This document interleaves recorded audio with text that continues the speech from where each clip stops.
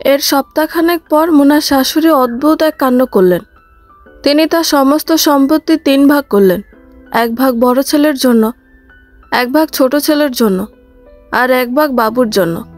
আনিসকে তিনি কিছুই দিবেন না, একটা চুনের ফোঁটাও না। বড় ছেলে আর ছোট ছেলের জমি তিনি শুধু হিসেব করে রাখলেন। এখন দলিল করে দিবেন না ওদের। কিন্তু বাবুর যে অংশ পুরোটাই দলিল করে দিয়ে ফেললেন তিনি, কিন্তু তা গোপন রাখলেন। মুনাকে বললেন একটা কাক পক্ষীও যেন টের না পায়। টের পেলে বিপদ হবে, ষড়যন্ত্র হবে। মুনা কাউকে না জানালেও রোকসানা কিভাবে যেন ঘটনা আঁচ করে ফেলল।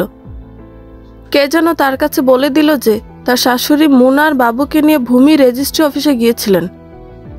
রোকসানা বড় চতুর মেয়ে, সে গাছের পাতা নড়া দেখে আঁচ করতে পারে ঝড় কতটা বইবে। সে বুঝে ফেলল তার শাশুড়ি বাবুর নামে সম্পত্তি লিখে দিয়েছেন। তার মাথায় কি এলো কে জানে। সে ঠিক করলো বাবুকে শেষ করে দিবে, মেরে ফেলবে বাবুকে, এমনভাবে মারবে যেন কেউ কোনোভাবে বুঝতেই না পারে যেটা হত্যা। সবাই ভাববে স্বাভাবিক মৃত্যু। বাবু মরলেই খেলা শেষ, পুরো জমি তার স্বামীর ভাগে থাকবে। রায়হান অস্ট্রেলিয়ায় জীবন পার করবে, বিয়ে করে বউ ওখানেই নিয়ে যাবে। উন্নত দেশে একবার যে পাড়ি জমায় সে কি আর ওখান থেকে একেবারে ফিরে? আনিস তো থেকেও নাই, কোনো দিন আর ফিরতে পারবে না এখানে। শাশুড়ি নিশ্চিত তাকে ত্যায্য করবে। তো ঘটনা শেষে কি হবে? সব সম্পত্তি তার স্বামীর, তার স্বামীর মানে তার নিজের। আনন্দে আত্মহারা হয়ে ওঠে রোকসানা। রায়হানের জন্য বিয়ের আলাপ এসেছে। মেয়ে ভীষণ সুন্দরী। আনন্দমোহন কলেজ থেকে রসায়নে অনার্স শেষ করেছে এবছর, মাস্টার্সে ভর্তি হবে। মেয়ের বাবার পারিবারিক অবস্থা খুব উন্নত, বড় ব্যবসায়ী, খুব নামডাক আছে তাদের বংশের। ঘটক এসে আলাপ করার পর মুনার শাশুড়ি বললেন ছেলে তো দেশে না, বিদেশে থাকা ছেলের জন্য বিয়ের আলাপ করে লাভ কি? ঘটক বলল আমি জানি সে রমজান মাসে দেশে ফিরবে, এখন আলাপ করে রাখলাম। ছেলে মেয়েরে ভিডিও কলে দেখলো, সমস্যা কি? মুনার শাশুড়ি খানিকটা সময় চুপ করে রইলেন, তারপর বললেন না, ছেলে দেশে আসলে পরে দেখা যাবে, এখন এসব আলাপ করে লাভ নাই বাপু। ঘটক মুখ বেজার করে বিদায় নিল। ঘটক চলে যাবার পর মোনার শাশুড়ি মোনাকে ডাকলেন। মোনা এলে বললেন আমার বিছানা তোষকের নিচে দেখো, একটা কাগজে লেখা নম্বর আছে, এটা নিয়ে আসো তো মা। মোনা তোষকের নিচ থেকে কাগজটা নিয়ে এলো। কাগজে একটা নম্বর লেখা, নিচে লেখা মোকশেদ কাজী। মোনা দেখেই বুঝলো এটা কাজী সাহেবের নম্বর। মোনা কাগজ নিয়ে শাশুড়ির কাছে এলে শাশুড়ি বললেন ফোনে নম্বরটা তোলো, কাজীর সঙ্গে ফাইনাল কথা বলবো আজ।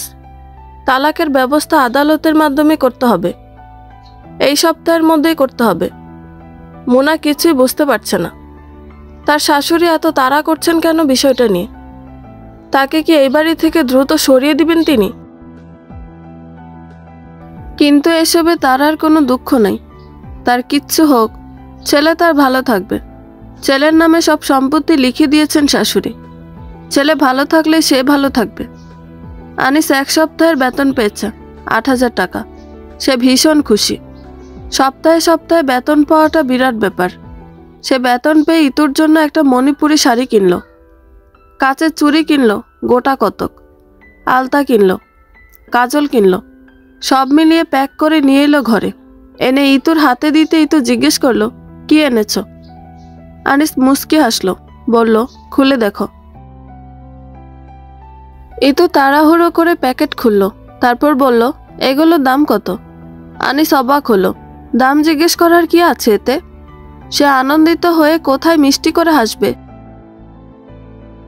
তাকে জড়িয়ে ধরবে, তা না করে দাম জিজ্ঞেস করছে তার কাছে।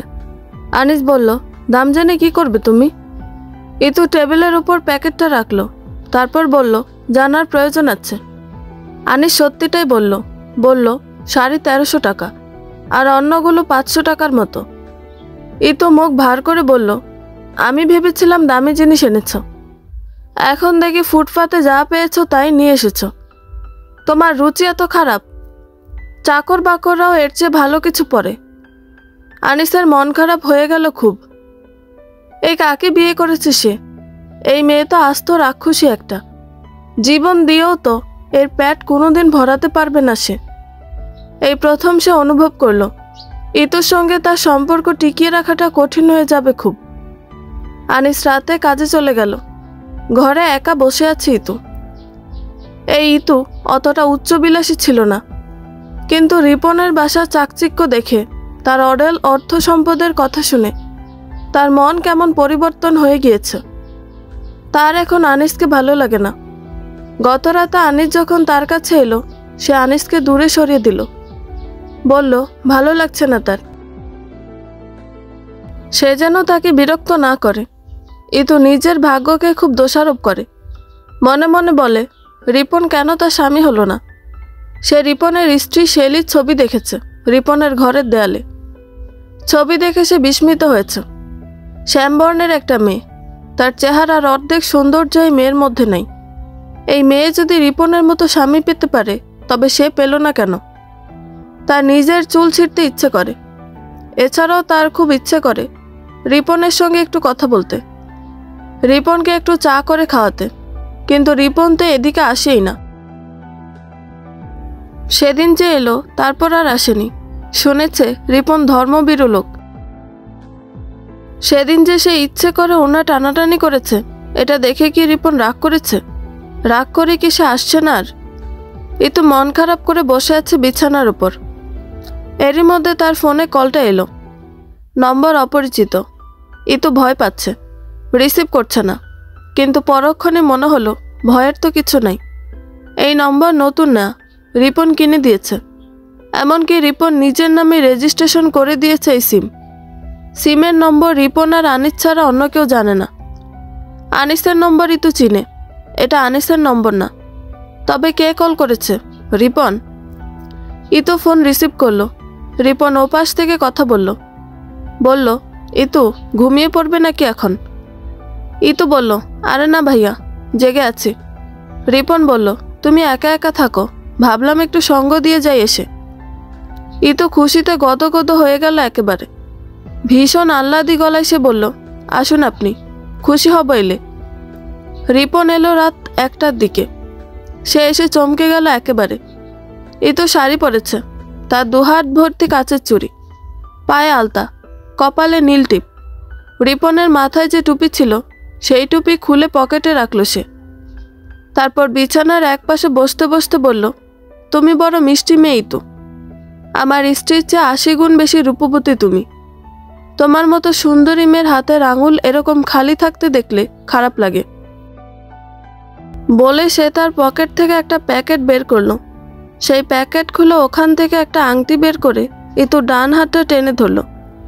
তারপর ইতুর অনামিকা আংটিটা পরিয়ে দিয়ে বলল জানো এটা কোন পদার্থ দিয়ে তৈরি? ইতু আংটির দিকে তাকিয়ে আছে। এটা তো সোনাও না, রূপাও না, তবে কি? ইতু চুপ করে রইল। কোন পদার্থ তা চিনতে না পারলে উত্তর দিবে কিভাবে? কথা বলল রিপনি। সে বলল ডায়মন্ড। এর দাম কত জানো? ইতু মিষ্টি করে হাসলো, বলল দামের বিষয় না গিয়ে বরং সে একটু অভিনয় করে বলল আপনি একই করলেন, কেন এসব করছেন আমার জন্য? এত দামি জিনিস কেন এনে দিলেন? আনিস জানলে আমায় খুন করে ফেলবে, শেষ করে দিবে আমায় একেবারে। রিপন হাসলো, বলল কে কাকে খুন করবে তা পরে দেখা যাবে, কিন্তু সত্য হলো এটাই যে তুমি আনিসের যোগ্য না। আনিস চাকর, আমার চাকর। তুমি আনিসের থাকলে এখানে চাকরানি হয়ে থাকবে, কিন্তু আমার হলে। ইতু হা করে রিপনের দিকে তাকিয়ে রইল। লজ্জা বলে যে একটা জিনিস আছে, এর একরত্তি তার মধ্যে নেই। তার যা আছে তার রূপ আর লোভ। ইতু অবশ্য কিছু বলল না, বলল আবার রিপনি। সে বলল আমার হলে তুমি এখানে রাজরানী হয়ে থাকবে। সে রাতে ইতু দ্বিতীয় কোনো পুরুষের কাছে নিজেকে সমর্পণ করল। ডিভোর্সের কাজ শেষ হয়েছে। মোনা এখন আর আনিসের কেউ না। আদালত থেকে এসে সে খুব কাঁদছিল নিজের কপালের জন্য। বিয়ে তো সারা জীবনের জন্য করেছিল, কেন এমন হলো তার সঙ্গে? মানুষের এক কুল হারায়, কিন্তু সে তো 2 কুলই হারিয়েছে। স্বামীও নাই, মা বোন থেকেও নাই। বোনটা চরিত্রহীন, বিশ্বাসঘাতক, আর মাটা ছোট লোক, মূর্খ। কিন্তু মুনা জানত দুকুল ছাড়াও নদীর বুকে চর জাগে, সেই চরেও মানুষ খুব সুন্দরভাবে বেঁচে থাকে। কুল ভাঙার ভয় থাকে, চর ভাঙার ভয় থাকে না। মুনাকে এভাবে কাঁদতে দেখে তার শাশুড়ি কাছে এলেন। এসে তার পিঠের ওপর তার বুড়িয়ে যাওয়া নরম হাতটা রেখে বললেন, কাঁদছো কেন মা? আজ তোমার আনন্দের দিন। আজ থেকে তুমি শয়তানের বন্ধন থেকে মুক্ত। আনিসকে যে আমি গর্বে রেখেছিলাম 9টি মাস, জন্মের দিন যে আনন্দে আত্মহারা হয়ে উঠেছিলাম, এই যে এত আদর করে বড় করেছিলাম ওকে, পড়াশোনা করিয়েছিলাম, এই সবগুলো দিনের ওপর অভিশাপ দিই আমি। ও আমার সন্তান না, আমি ওরে ত্যায্য করলাম। আমার 2টি সন্তান, বড় আর ছোটটি, মাঝখানে আর কেউ নেই। সান্ত্বনা দিতে আসা বৃদ্ধাও হু হু করে কেঁদে উঠলেন। তারা একে অপরকে জড়িয়ে ধরে ইচ্ছে মতো কাঁদল। তারপর মুনার শাশুড়ি নিজেই নিজের চোখ মুছতে মুছতে বললেন, তোমার ভয় নেই মা, বাবু আর তুমি আশ্রয়হীন হবে না। তোমাদের মাথার ওপর দিয়ে একটা কাক পক্ষীরও আমি যাইতে দিব না। মুনা শাশুড়িকে শক্ত করে জড়িয়ে ধরল। তার খুব করে মনে হলো মাঝে মধ্যে রক্তের বাইরের মানুষেরাও সবচেয়ে বেশি আপন হয়ে ওঠে। মানুষ বড় অদ্ভুত প্রাণী। রোকসানা হুট করে বদলে গিয়েছে। মোনার আশেপাশে সবসময় থাকে সে। মোনার মাথায় তেল দিয়ে দেয়, গল্প করে মোনার সঙ্গে। বাবুর জন্য নকশা করা কাঁথা সেলাই করে দিয়েছে সেদিন। হুজুরের কাছ থেকে তাবিজ এনে দিয়েছে। মোনাকে বলেছে তাবিজটা বাবুর গলায় থাকলে বালা মুসিবত দূরে থাকবে। মোনার বড় ভালো লাগে, তার আর কোনো দুঃখ নেই। সব হারিয়েছে না নতুন করে সব পেয়েছে সে। বোন হারিয়ে নতুন বোন পেয়েছে, মা পেয়েছে, ভাই তো তার ছিল না। এখানে এসে সে তরিকুলকে পেয়েছে। আহা, কি মধুর জীবন। কিন্তু মোনা তখনও জানে না রোকসানা কেন এত কাছে এসেছে তার, কেন বাবুকে এত যত্ন করছে সে। যখন সে সব বুঝতে পারবে ততক্ষণ হয়তো অনেক দেরি হয়ে যাবে। তরিকুলের পেছনে কদিন ধরে লেগেছে রোকসানা। একটা ছোট্ট কাজ করে দিতে হবে তাকে। বিনিময়ে এত টাকা দিবে যে এখানে আর তাকে কাজ করতে হবে না। সে এই টাকা দিয়ে বাজারে মোটামুটি একটা ব্যবসা দাঁড় করাতে পারবে।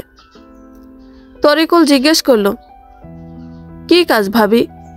রোকসানা বলল, আগে বলো কাজ করবা কি না। তরিকুল খানিকটা সময় চুপ করে থাকে, তারপর বলে, আমার সাধ্যের মধ্যে হলে করব। রোকসানা হাসলো, বলল, তোমার সাধ্যের মধ্যে টাকা পয়সা পাবা, বিনিময়ে কাজ করবা, এতে অত ভাবার কি আছে তরিকুল? খুব সহজ কাজ। তরিকুল বলল, আচ্ছা করে দিব। এবার বলেন কাজটা কি? রোকসানা হাসলো, হেসে বলল, কাজটা সহজ, চড়ুই পাখি মারার চেয়েও সহজ। চড়ুই পাখি মারতে হলে এর বাসায় গিয়ে বারবার হাত দিতে হয়। হাত দিতে যাবার আগেই পাখি ফুরুত করে উড়াল দেবার সম্ভাবনা থাকে 99%। কিন্তু তুমি যে কাজ করবা এটা পানির মতো সহজ কাজ। শুধুমাত্র একটা 1.5 বছরের বাচ্চার জীবন নিবা। 5 মিনিটের মামলা মাত্র, বলে আবার হাসলো রোকসানা। তরিকুলের সবটা শরীর মুহূর্তে কেমন কেঁপে উঠল একবার, কপালটা ঘামতে শুরু করলো। তবে সে হাসি হাসি মুখ করে বলল, আমার টাকা পয়সার দরকার, টাকা পয়সার বিনিময়ে আমি যা ইচ্ছা তাই করতে পারি। সেও হাসলো, বড় রহস্যময় এই হাসি। তার এই হাসির কাছে তুচ্ছ হয়ে গেল রোকসানার হাসিটা। আনিসকে ফোন করে তার ঘরে যেতে বলল রিপন, খুব জরুরি দরকার। আনিস তাড়াহুড়ো করে গেল। রিপন ওকে দেখে মুখ মলিন করে বলল, বসো আনিস, এখানে বসো। আনিস বসলে রিপন বলল, আমি একটা মারফতে খবর পেয়েছি, তোমার মা তোমার বিপক্ষে চলে গেছে। শুধু যে বিপক্ষে গেছে বিষয়টা এরকম না, কিন্তু উনি তোমার আগের বউকে নিয়ে আদালতও গিয়েছিল। মামলা টামলা করলে কিন্তু বিপদ হবে। ইন্টারনেটের যুগ, বুঝোই তো। তোমারে ধরতে পুলিশের 1 দিনের বেশি সময় লাগবে না। আনিস ভয়ে কোকিয়ে উঠল। সে এই পুলিশ শব্দটা শুনলেই ভয় পায়। মানুষের বিভিন্ন ধরনের ফোবিয়া থাকে, তার আছে পুলিশ ফোবিয়া। আনিসের কাহিল অবস্থা দেখে রিপন তার কাঁধে হাত রাখল। তারপর বলল, আরে বেটা ভয় নেই, আমি রিপন, রিপন হাওলাদার। এখানকার পুলিশ আমার আব্বা ডাকে। পলিটিক্স কি বাল ফেলানোর জন্য করি নাকি? টাকা পয়সা কি এমনি এমনি বানাইছি আমি? আমার ক্ষমতার ক্ষীয়টাও দেখো নাই আনিস। বেঁচে থাকলে দেখবা, আমার ছায়ায় থাকলে কেউ তোমার দিকে তাকায়া থুতুও ফেলতে পারবে না। থুতু ফেলার আগে এর জিভ কেটে আমি কুত্তা দিয়ে খাওয়াবো। কিন্তু আমার কথার বাইরে যদি তুমি যাও তবে। রিপন কথা শেষ করলো না। আনিস অবশ্য আর কিছু শুনতেও চাচ্ছে না। তার অবস্থা এমনিতেই খারাপ, থরথর করে কাঁপছে সে। তার যে উচ্চবিলাসী চিন্তা ভাবনা মনের ভেতর এসেছিল তা মুহূর্তের মধ্যে সে ঝেড়ে ফেলে দিল। ভাবল বেঁচে থাকলে জীবনে অনেক কিছু হবে, টাকা পয়সা উপার্জন করতে পারবে। আপাতত রিপনের পায়ের জুতো মুছে দিত তার আর কোনো আক্ষেপ নেই। জীবন বাঁচানো ফরজ। আনিস কথা বলল তোমার কথা মতোই তো কাজ করছি, তুমি যা বলো তাই হবে। তাই করব, তুমি তো আমার ভাইয়ের মতোই। রিপন মিষ্টি করে হাসলো, বলল এই তো আসল কথা বলছো, এখন যাও, বউয়ের সঙ্গে রং তামাশা করো গিয়ে। অল্প বয়সী বউ, এই বয়সটাই তো রং ঢঙের, তার থেকে দূরে দূরে থাকা ঠিক না, তার মন খারাপ হইব। নারীর মন বোঝো না, রাতে তো সময় পাবে না, ডিউটি আছে, যাও যাও। আনিস গেল ঠিকই, কিন্তু ইতুর কাছে তো সে আর আগের মতো গুরুত্ব পায় না। ইতুর কাছে যেতে চাইলে তার এই সমস্যা ওই সমস্যা। ইতু নানান সমস্যা এনে দাঁড় করায়, আনিসকে কাছে ঘেঁষতে দেয় না। বিয়ে করেছে যাকে একেবারে নিজের করে সবসময় কাছে পেতে, সে কাছে এসেছে ঠিক, একেবারে এক ছাদের নিচে, কিন্তু এই এত কাছে এসেও যেন তারা অযুত লক্ষ মাইল দূরে, যেন দুজন দুটি পৃথিবীতে, আর তাদের মাঝখানে অপরিমিত মহাশূন্যতা। রাতে মন খারাপ করে আনিস ডিউটিতে গেল। এই তো আজ তার সঙ্গে ভীষণ খারাপ ব্যবহার করেছে। বিকেলবেলা ইতুকে জড়িয়ে ধরতে চাইতে ইতু এক ঝটকায় তাকে ছাড়িয়ে নিল। তারপর চোখ গরম করে বলল, তুমি কি আমায় মানুষ মনে করো না? আমি কি তোমার কাছে শুধুমাত্র উপভোগের জিনিস? শরীর ছাড়া তুমি কিছু বোঝো না? আমি তোমায় ভালো করে চিনি আনিস। তুমি একটা চরিত্রহীন, তুমি একটা লম্পট। আমার বোনকে ঠকিয়েছ তুমি। আমার শরীর নিয়ে খেলা শেষ হয়ে গেলে নতুন আরেকটা মেয়ে ধরবে তুমি, আমাকেও ঠকাবে। আমি সব জানি, সব জানি আমি। আনিস আর কোনো কথাই বলতে পারল না। ইতুর দিকে সে তাকাতেই পারছিল না, এমনভাবে তাকে রাখতে আর দেখেনি আনিস। রাত 2টা বাজে। আজ সকাল সকাল কাজ শেষ। আনিস কল্পনাও করেনি এত দ্রুত কাজ শেষ হয়ে যাবে। মনে মনে বলল, বেশ ভালো হয়েছে। ইতুর মন এমনিতেই খুব খারাপ হয়ে আছে, তার প্রতি রাগ করে আছে। সে রাগ ভাঙানোর জন্য ইতুর জন্য বাজার গেট থেকে একটা তাজমহল কিনল। তাজমহলের ভেতর সবুজ রঙা আলো জ্বলে, খুব চমৎকার লাগে দেখতে। সে এটা পেয়ে হয়তো সব রাগ অভিমান ভুলে যাবে, আনন্দে আত্মহারা হয়ে উঠে তাকে আঁকড়ে ধরবে, ভালোবাসি বলবে, তার বুক ভাসিয়ে দিবে কাঁদতে কাঁদতে। কিন্তু বাসায় ফিরে যখন সে দরজায় নক করতে যাবে, ঠিক তখন কে একটা শুনে যেন থমকে দাঁড়ালো। তারপর দরজায় কানটা ভালো করে রাখতেই তার মনে হলো নিজের পায়ের নিচের মাটি তাকে ওখানে দাঁড় করিয়ে রেখেই সরে যাচ্ছে, যেন সে তলিয়ে যাচ্ছে অতল মাটির গহ্বরে। সে শুনতে পেল দুটি মানুষের গলা, দুটি স্বর একে অপরের সঙ্গে মিলেমিশে একাকার হয়ে যাচ্ছে। আনিস বুঝতে পারল যে পাখিটা সে পোষ মানিয়েছিল সে অন্য আকাশে উড়ে গিয়েছে। তরিকুল বাবুকে কোলে করে নিয়ে রোকসানার ঘরে গেল। আসরের পরে তরিকুলের কাছেই থাকে বাবু। ওই সময় মুনা রান্নাবান্না নিয়ে ব্যস্ত থাকে। শাশুড়ি বৃদ্ধ মানুষ, বাচ্চা কোলে রাখার বয়স তার নাই। রোকসানার কাছে গিয়েই তরিকুল বলল, মেরে দিব নাকি এখন? কিভাবে মারব? গলা টিপে না জবাই করে? রোকসানা শিউরে উঠল একেবারে। এ তো জাত খুনি। রোকসানা ভাবল।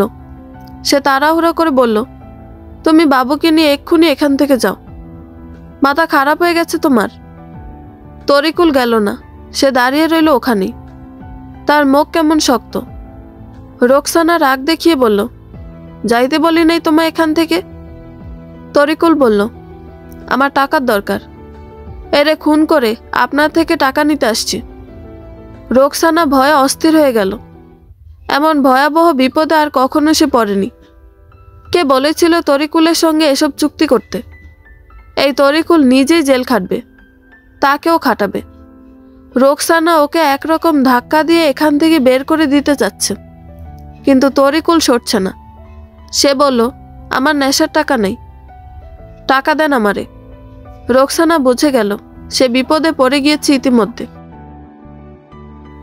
এই তরিকুলকে দিয়ে খুন করালেও সে বিপদে পড়বে, না করালেও বিপদে পড়বে। এখন কি করবে সে? তরিকুল কিন্তু টাকা ছাড়া গেল না। 1000 টাকার নোট দিয়ে এখান থেকে তাকে সরাতে হয়েছে। মুনার শাশুড়ি গোপনে রায়হানের সঙ্গে কথা বললেন। ছেলেকে তিনি বললেন, বাবা, তোর কাছে আমি কোনোদিন কোনো আবদার করিনি। তুই কিন্তু সবসময় আমারে বলতি, মা তুমি আমার কাছে কিছু একটা চাও, তুমি যা চাও আমি তাই দিব। তুই বলতি না সবসময় আমার এই কথা? বলতি না মা আমার খুব শখ তোমার ইচ্ছেগুলো পূরণ করার? রায়হান হাসলো, হেসে বলল, এখনো বলছি, তুমি চাও আমার কাছে। আমার মা আমার কাছে কিছু চাইবে আর তা আমি দিব না, এটা কিভাবে সম্ভব? তুমি যদি আমার কাছে জীবন চাও, আমি হাসতে হাসতে তাও দিয়ে দিতে পারবো মা।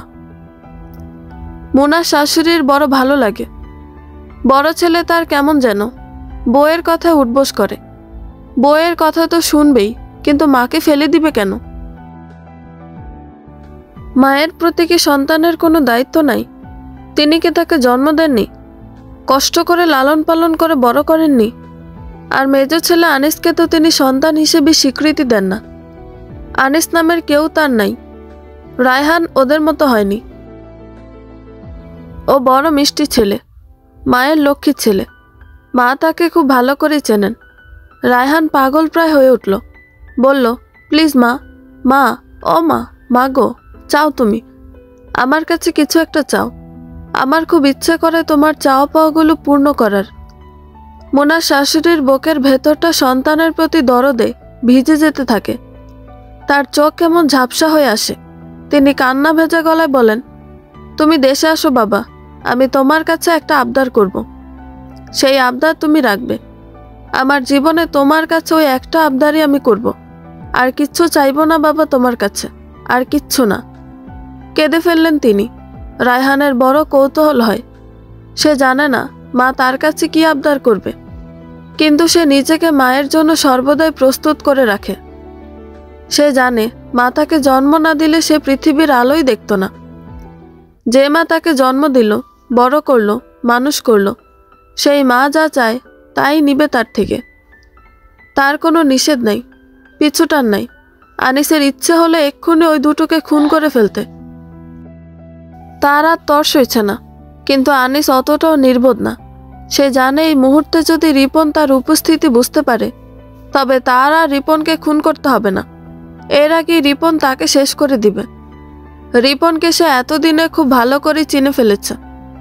ওর চেহারা উপরে যতটা সুন্দর, ভেতরে ঠিক ততটাই কলুষিত। রিপন একটা আস্ত শয়তান। এই শয়তানকে সে বাঁচিয়ে রাখবে না, ইতুকেও না। বিশ্বাসঘাতকের কোনো মুক্তি নেই। আনিসের চোখ থেকে টপ টপ করে জল গড়িয়ে পড়তে লাগলো। তার হাতে যে তাজমহলটা ছিল তা সে ঘরের সামনে ডাস্টবিনে ফেলে দিল। তারপর চোখ মুছতে মুছতে সিঁড়ি ডিঙিয়ে নেমে এলো নিচে। এসে সামনের দিকে অনেকটা হেঁটে গিয়ে অপরিত্যক্ত ভবনটার সামনে বসল। তারপর লম্বা সময় ধরে ডুকরে কাঁদল। কাঁদতে কাঁদতে সে ভাবল, জীবনের সবচেয়ে বড় ভুলটা সে করে ফেলেছে। তার খুব করে মনে হতে লাগলো মুনার কথা। মুনা দেখতে তো ইতুর চেয়ে কম মিষ্টি ছিল না। তাকে পাগলের মতো ভালোবাসত, তাকে অন্ধের মতো বিশ্বাস করত। তার 1.5 বছরের ছোট্ট ছেলেটা তাকে দেখলেই মিষ্টি করে হাসি দেয়, বাবা বলে লাফিয়ে কোলে উঠতে চায়। ওদের সঙ্গে কিভাবে বিশ্বাসঘাতকতা করতে পারল সে? তবে কি সে তার বিশ্বাসঘাতকতার শাস্তি পেতে শুরু করেছে? আনিস ভাবল। তারপর সে ঠিক করলো মুনার কাছে সে ফিরে যাবে। তার কাছে গিয়ে হাত জোর করে ক্ষমা চাইবে, নিজের ভুল স্বীকার করবে। মুনা সহজ সরল একটা মেয়ে। সে যদি তার কাছে ফিরে যায়, তার কাছে কাঁদতে কাঁদতে ক্ষমা চায়, তবে মোনা কিছুতেই তাকে ফিরিয়ে দিতে পারবে না। কিন্তু আনিস হয়তো জানেই না যে মোনা আর তার কেউ না, সে তাকে ইতিমধ্যে ডিভোর্স দিয়ে দিয়েছে। রাত 3:15 বাজে, রিপন চলে যাচ্ছে, কিন্তু ইতু তাকে পেছন থেকে টেনে ধরে রাখে। রিপন বলল, ছাড়ো, আনিস এসে যাবে। ইতু বলল, আনিস আসলে কি হবে? তারে কি তুমি ভয় পাও? রিপন বলল, ভয়ের কিছু নাই এখানে। তুমি তার বিবাহিত বউ, সে এসে এসব দেখলে কি হবে ভাবতে পারো? ইতু পেছন থেকে জড়িয়ে ধরল রিপনকে, তারপর ওর কানের কাছে মুখ নিয়ে গিয়ে বলল, আনিসের সঙ্গে আমার আসল বিয়ে হয়নি, নকল বিয়ে হয়েছে।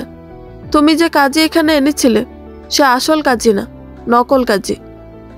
রিপন চমকে গেল, কিন্তু মুখ শক্ত করার ভান করে বলল, কে বলল তোমায় সে নকল কাজী?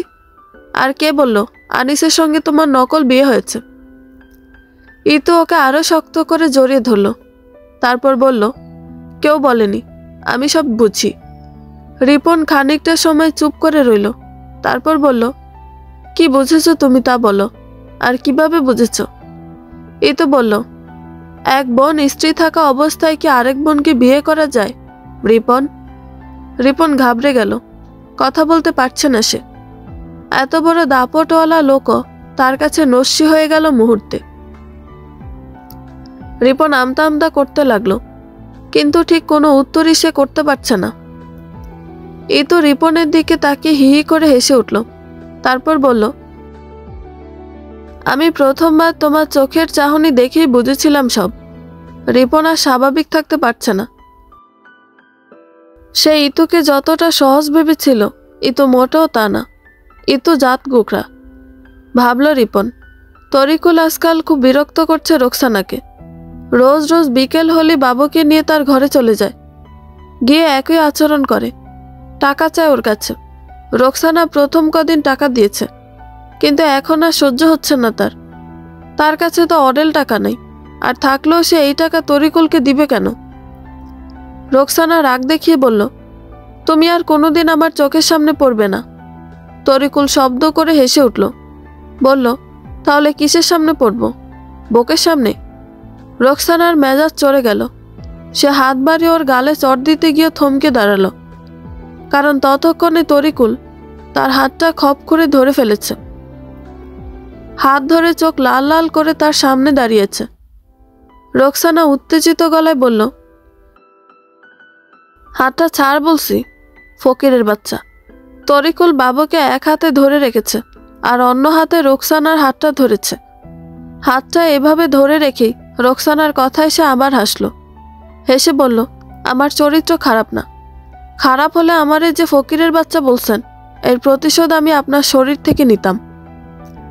বলে সে দরজা পর্যন্ত চলে গেল। ওখানে গিয়ে পেছন ফিরে একবার তাকিয়ে বলল, আমার সঙ্গে উল্টাপাল্টা করলে আপনার জীবনটা আমি জাহান্নাম বানিয়ে দিব ভাবি। এখন থেকে আমি যা চাই তাই দিতে হবে আমায়। না দিলে আপনার কেচ্ছা কাহিনী সব চাচির কাছে বলবো, মোনাব্বার কাছে বলবো, আপনার জামাইয়ের কাছেও বলবো। আমার সঙ্গে পল্টি নিলে এইখানে সংসার করা তো দূরের কথা, জেলের ভাত খাইতে হবে আপনার। রোকসানা হা হয়ে তাকিয়ে রইল ওর দিকে। কিচ্ছু বলার মতো ছিল না তার। নিজেকে সবচেয়ে বড় অসহায় লাগছে আজ। তার কেবলই মনে হচ্ছে নিজের ধ্বংসের জন্য নিজেই গর্তটা খুঁড়ে ফেলেছে সে। তরিকুল চলে যাচ্ছে। বারান্দা থেকে উঠোনের দিকে নামতে চাইতেই পেছন থেকে ডাকলো রোকসানা, বলল, তরিকুল, এই তরিকুল। তরিকুল ঘাড় ঘুরিয়ে তাকাতে হাত ইশারায় ডাকলো। তরিকুল কাছে গেলে 1000 টাকার চকচকে নোটটা ওর হাতে ধরিয়ে দিয়ে বলল, পাগলামি করো কেন তুমি? আমার মন খারাপ ছিল আজ, এই জন্য রাগ দেখাইছি একটু। তুমি তোমার চাও মতো সব পাবা, শুধু কথাগুলো গোপন রাখো ভাই। তরিকুল টাকাটা নিয়ে পকেটে রাখতে রাখতে বলল, আমি টাকাই চাই, টাকাই প্রয়োজন আমার, আর কিছু না। বলে সে তাড়াহুড়ো করে হেঁটে বাবুকে নিয়ে ঘর থেকে বেরিয়ে গেল। তরিকুল চলে যাবার পর রোকসানা ঘরের দরজাটা বন্ধ করে মেঝের ওপর পা ছড়িয়ে বসল। তারপর রেগে মেগে আগুন হয়ে নিজের চুল ধরেই খানিকটা সময় টানাটানি করলো। সে যা বোঝার তা বুঝে গিয়েছে। টাকার লোভ বড় লোভ। তরিকুল এই লোভ বিসর্জন দিবে না।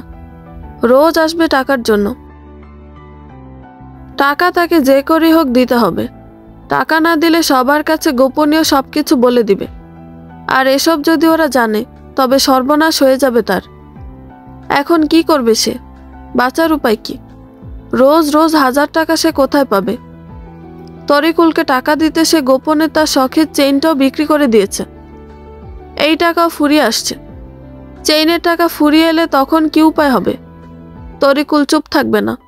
একদিন না একদিন সে সবকিছু প্রকাশ করে দিবেই।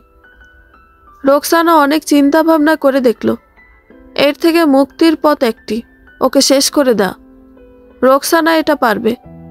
সে ঠিক করলো তরিকুল যে ঘরে থাকে সেই ঘরে যাবে। সে জানে ওই ঘরের পেছনের দরজার ছিটকিনিটা অকেজ। কদিন ধরে এটা ঠিক করার জন্য চেষ্টা করছে তার শাশুড়ি। মিস্ত্রি আসছে না বলে ঠিক করা হচ্ছে না।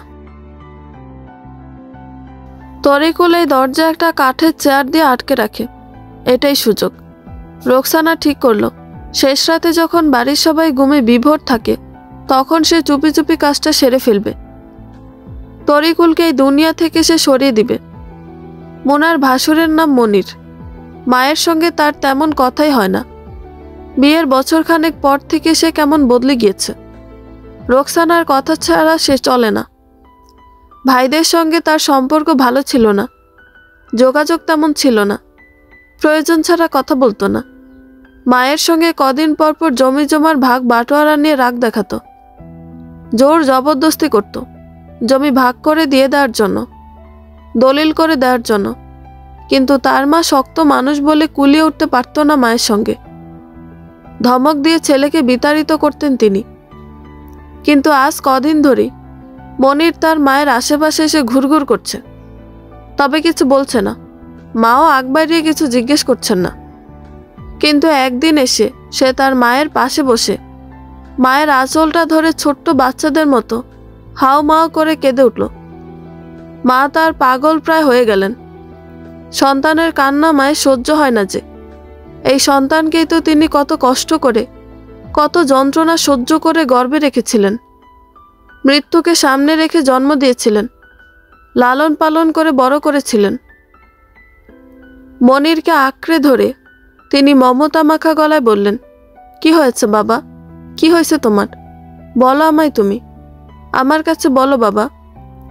মনির চোখ মুছতে মুছতে বলল, মা গো, আমার মন বড় অশান্ত। সব কিছু কেমন উলট পালট লাগছে। আমার কেন জানি মনে হচ্ছে আমার সবচেয়ে আপন মানুষটাই আমার সঙ্গে বিশ্বাসঘাতকতা করছে। মা দীর্ঘ সময় চুপ করে রইলেন। তারপর বললেন, কি হয়েছে আমায় বল তুই, কি ঘটছে খুলে বল বাবা।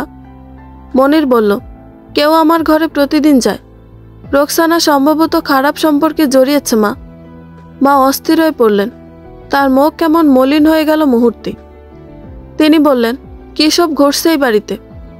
আগে আনিস আর এখন রোকসানা। এসব দেখার আগে আমার মরণ হলো না কেন? মায়ের মুখ জলে ভরে উঠল। রাগ, অভিমান, দুঃখে তার শরীর কেমন কাঁপছে। মা বললেন, কে যায়? তরিকুল। আমিও কয়দিন ধরে খেয়াল করতেছি এই ছোকরার সঙ্গে তোর বউয়ের কেমন যেন ভাব। তরিকুল রে ঘন ঘন তোর ঘরে যাওয়া আসা করতে দেখছে, কিন্তু এইসব ভাবি নাই রে বাবা। নিজের চেয়ে 8-10 বছরের ছোট ছেলের সঙ্গে। ছি ছি ছি। মা থুক করে একদলা থুতু ছিটিয়ে ফেললেন। মনির বলল, মা তুমি চুপচাপ থাকো, নীরব থাকো। আমি এরে হাতে নাতে ধরব। এরপর দেখবা জন্মে শিক্ষা দিয়ে ছাড়বো এরে। আনি সকালবেলা বাসায় ফিরে ইচ্ছে মতো ঘুমালো। ঘুম থেকে উঠল দুপুর কাটিয়ে বিকেল, আসি করছে যখন তখন। ঘুম থেকে উঠে দেখল জানলার কাছে দাঁড়িয়ে আছে ইতু। ভীষণ সুন্দর দেখাচ্ছে তাকে। জানলা শিকে ধরে সে বাইরের দিকে তাকিয়ে আছে। তাকে দেখেই বোঝা যাচ্ছে সে ভীষণ আনন্দিত। মন বেশ ফুরফুরে।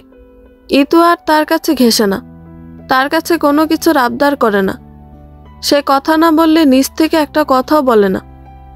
কিছু জিজ্ঞেস করলো দায়সারাভাবে উত্তর দেয়, যেন তার সঙ্গে কথা বলতে ইতুর খুব বিরক্তি লাগে। আনিসের ভেতরটা হাহাকার করে উঠল কেমন। কি সুন্দর জীবন ছিল তার। নষ্ট একটা মেয়ের পেছনে পড়ে তার জীবনটা সে বরবাদ করে দিয়েছে। এই জন্যই বোধহয় ইতুর প্রতি তার মনের ভেতর হিংস্রতা জেগে ওঠে। মাথা খারাপ হয়ে যেতে থাকে তার। সে উঠে পড়ে এক ঝটকায় বিছানা থেকে, তারপর জানালার কাছে গিয়ে পেছন থেকে ঝাপটে ধরে ফেলে ইতুকে। জোর করে এনে বিছানায় ছিটকে ফেলে দেয়। তারপর হিংস্র বুনো সিংহের মতো গর্জন করতে করতে বলে, আমি তোর বিয়ে করা জামাই না, আমার সঙ্গে তোর এত দূরত্ব কিসের, রাগ কিসের, আজকে সব দূরত্ব বিলীন করে দিব। ইতু ওর থেকে ছুটতে পাগল প্রায় হয়ে গেল। আনিস যখন ওর বুকের দিকে হাত বাড়ালো, ঠিক তখন কামড়টা বসিয়ে দিল ওর হাতে ইতু। আনিস ব্যথায় যন্ত্রণায় কোকিয়ে উঠে এক ঝটকায় ওকে ছেড়ে দিয়ে নিজের হাত নিয়ে ব্যস্ত হয়ে পড়ল। ইতু ছাড়া পেয়ে তাড়াহুড়ো করে ঘর থেকে বেরিয়ে বাইরে থেকে দরজাটা আটকে দিল।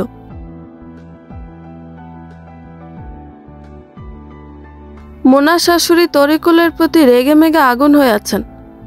এই ছেলেকে তিনি কখনোই কাজের ছেলের চোখে দেখেননি, নিজের সন্তানের মতোই দেখতেন, বিশ্বাস করতেন। আর এই বিশ্বাসের সুযোগ নিয়ে সে তার বড় ছেলের বউয়ের সাথে আড়ালে আবডালে এসব করে বেড়াচ্ছে। এবার দেখা যাচ্ছে মোনার পেছনেও লেগেছে। মোনাকেও সে আপা বলে ডাকে। আপা ডাকাটা তার বাহানা। আপা ডেকে মোনার কাছে গিয়ে সে আসলে তার উদ্দেশ্য হাসিল করতে চায়। এই সুযোগ তিনি দিবেন না। কান ধরে ওকে আজকের মধ্যে এই বাড়ি থেকে বিদায় করবেন তিনি। তরিকুল গত কদিন ধরে মোনার শাশুড়ির সঙ্গে কথা বলতে চাচ্ছে, রোকসানার পরিকল্পনা সম্পর্কে সব বলতে চাচ্ছে। ওই যে সেদিন মোনা তাকে রুমাল উপহার দিল, সেই রুমালের লেখা কবিতায় তাকে ভাই বলে ডাকলো। এটা দেখার পর সে হাওমা করে কাঁদল। এরপর থেকে তরিকুলের চিন্তা ভাবনা আমূল বদলে গিয়েছে। নেশা হয়তো সে ছাড়তে পারেনি, কিন্তু ছাড়ার চেষ্টা করে যাচ্ছে। তবে মনের ভেতরে যে তার কুটিলতা ছিল তা দূর হয়ে গেছে। সে তখন থেকেই ঠিক করেছে, যেভাবেই হোক মোনা আর তার বাচ্চাকে সে জীবন দিয়ে হলেও বাঁচাবে। ওদের উপর শকুনের নজর পড়তে সে দিবে না। সেদিনের পর থেকেই মোনার শাশুড়ির কাছে রোকসানার বিষয়ে সব বলে দিতে চেয়েছিল তরিকুল, কিন্তু সাহস হচ্ছিল না বলার। সে এবাড়ির কাজের লোক, আর রোকসানা এবাড়ির বউ। বাড়ির বউয়ের চেয়ে কি কাজের ছেলের কথা বেশি বিশ্বাসযোগ্য হবে? কিন্তু আজ সে ঠিক করলো আর গোপন রাখবে না বিষয়টা। আজ বিকালবেলা সব বলে দিবে সে মোনার শাশুড়ির কাছে। কিন্তু এই সুযোগ কি সে পাবে? সে তো এখনো জানে না যে তার সম্পর্কে ভুল বোঝাবুঝি হয়ে গিয়েছে ইতিমধ্যে। মনির ভুল সন্দেহ করেছে তাকে নিয়ে। মোনার শাশুড়িও ভুল সন্দেহকে সত্য ধরে নিয়েছেন। সে কিভাবে এসব থেকে উত্তরণের পথ পাবে? একদিকে রোকসানা তাকে পৃথিবী থেকে বিদায় করে দিতে চায়, খুন করতে চায় তাকে। অন্যদিকে মনির নিজেও হয়তো চাইবে তার স্ত্রীর সঙ্গে খারাপ সম্পর্কে জড়ানোর পরিণামে ভয়াবহ শাস্তি দিতে তাকে। আর মোনার শাশুড়ি তো আছে। এত এত সমস্যা থেকে বেরিয়ে আসবে কিভাবে তরিকুল? মোনা বসেছিল বারান্দায়, বাবু তার কোলে। তরিকুল তখন উঠোনে। মোনা তখনই তাকে ডাকলো, বলল, এই তরিকুল, বাবুরে একটু নাও তো ভাই, আমি একটু কাজ করব, ওরা নিয়ে পারতেছি না। তরিকুল এগিয়ে এলো। এসে বাবুকে যখন সে কোলে নিতে হাত বাড়ালো, ঠিক তখন ঘরের দরজার কাছে মোনার শাশুড়ি এসে উপস্থিত। তিনি এসেই রেগে মেগে আগুন হয়ে বললেন, না, তুই এরে কোলে নিতে পারবি না। তুই একটা মেকি শয়তান, তুই বিশ্বাসঘাতক। আমি এতদিন দুধ কলা খাইয়ে কালসাপ পুষছি। তরিকুল হা হয়ে তাকিয়ে রইল একেবারে। সে বুঝতে পারছে না কি হয়েছে আসলে। তাহলে কি রোকসানা চক্রান্ত করেছে? তার নামে মিথ্যে কথা সাজিয়ে শাশুড়ির কাছে সব বলে দিয়েছে? বলে না দিলে তিনি এমন রাগ দেখাচ্ছেন কেন? বিশ্বাসঘাতক বলছেন কেন তাকে? মোনাও হা হয়ে তাকিয়ে রইল। সেও কিছু বুঝতে পারছে না। বুঝতে পারছে না বলে সে জিজ্ঞেস করলো, বলল, কি হয়েছে মা? তরিকুল কি করেছে? মোনার শাশুড়ি মোনাকে একরকম ধমকের গলায় বললেন, তোমার জানা লাগবে না। বাচ্চা নিয়ে ঘরের ভেতর যাও এক্ষুনি, যাও বলছি। মোনা ঘরে গেল সঙ্গে সঙ্গে। ও ঘরে গেলে মোনার শাশুড়ি তরিকুলকে বললেন, তুই এক্ষুনি আমার বাড়ি ছেড়ে যাবি, আর কোনো দিন এদিকে ফিরবি না। ফিরলে আমি নিজেই এক কোপে তোর ঘাট থেকে মাথাটা আলাদা করে দিব দেখিস। তরিকুল একেবারে বোকা সেজে গেল। সে বলল, আমার অপরাধটা কি চাচি? আমি কি করলাম তা বলবেন তো? মুনার শাশুড়ির মেজাজ এত খারাপ হলো, তিনি বললেন, তুই কি করছ তুই জানোস না? তরিকুল চুপচাপ দাঁড়িয়ে রইল। তার কপাল ঘামছে। সে এই বাড়িতে চাকরি করতে পারবে না, এই জন্য তার বিন্দুমাত্র দুঃখ নেই। তার দুঃখ তাকে চাচি ভুল বুঝেছে এখানেই। এছাড়া একটু পর তো মুনাও তাকে ভুল বুঝবে। তরিকুল কিছুই বলতে পারছে না, চুপচাপ দাঁড়িয়ে আছে বোকার মতো। মুনার শাশুড়ি বললেন, তোরে না যাইতে বললাম, যাইতেছোস না কেন এখনো? তরিকুল তখনই মুনার শাশুড়ির পায়ে পড়ে গেল। পায়ে পড়ে কাঁদতে কাঁদতে বলল, চাচি আমার একটা কথা শুনেন আপনি, আল্লাহর দোহাই লাগে শুনেন। মুনার শাশুড়ি শুনতে চায় না, কিন্তু তরিকুল নাছোড়বান্দা, পা ছাড়ে না, সে কথাটা বলবেই। অবশেষে সুযোগ পেল কথা বলার। সে বলল, আমারে 2টা দিন সময় দেন আপনি, মাত্র 2টা দিন। এরপর আপনি নিজের চোখে দেখতে পারবেন সব। আমার কিচ্ছু বলতে হবে না, কে অপরাধী আর কে নিরপরাধ, এর সব নিজের চোখেই দেখাবো আপনাকে। আপনি আমায় দয়া করে 2টা দিন সময় ভিক্ষা দেন চাচি। মুনার শাশুড়ির মন কিভাবে যেন খানিকটা নরম হলো। তিনি 2 দিনের সময় দিল তরিকুলকে, কিন্তু এই 2 দিন কি তরিকুল বেঁচে থাকবে? আজ রাতে হয়তো তার শেষ দিন হতে যাচ্ছে। ইতু রুম থেকে বেরিয়ে দরজাটা বন্ধ করে বাইরে দাঁড়িয়ে হাঁপাতে লাগলো। আনিস তখনও দরজা একটানা ধাক্কা দিয়ে যাচ্ছে। ইতু কি করবে বুঝতে পারছে না। আনিসকে তাহলে সব বুঝে ফেলেছে? কিভাবে বুঝলো সে? ইতু এদিক ওদিক আর তাকালো না। সে সোজা চলে গেল দোতলায়। দোতলায় গিয়ে সরাসরি রিপনের ঘরের সামনে গিয়ে দাঁড়ালো। রিপন ওখানে নেই, রুম লক করে রাখা বাইরে থেকে। এখন কি করবে সে? ফোনও তো নিয়ে আসতে পারেনি হাতে করে। সে ফোন নিয়ে আসলে ওকে কল দিতে পারত, কিন্তু এখন ইতুর অবস্থা ভয়ে কাহিল। দেয়ালে হেলান দিয়ে অসহায়ের মতো দাঁড়িয়ে রইল সে। ঠিক তখনই রিপন এসে উপস্থিত। বাইরে থেকে এসেছে সে। রিপনকে দেখি তাকে জাপটে ধরে হাউমাউ করে কেঁদে উঠল ইতু। রিপন এক ধাক্কায় ইতুকে দূরে সরিয়ে দিয়ে বলল, মাথা খারাপ হয়ে গেছে তোমার? কেউ দেখলে কি উপায় হবে বুঝতে পারছ? ইতু ওর থেকে খানিকটা দূরে দাঁড়িয়ে কাঁদছে। বলছে, আমায় বাঁচাও রিপন, নয়তো আনিস আমায় মেরে ফেলবে।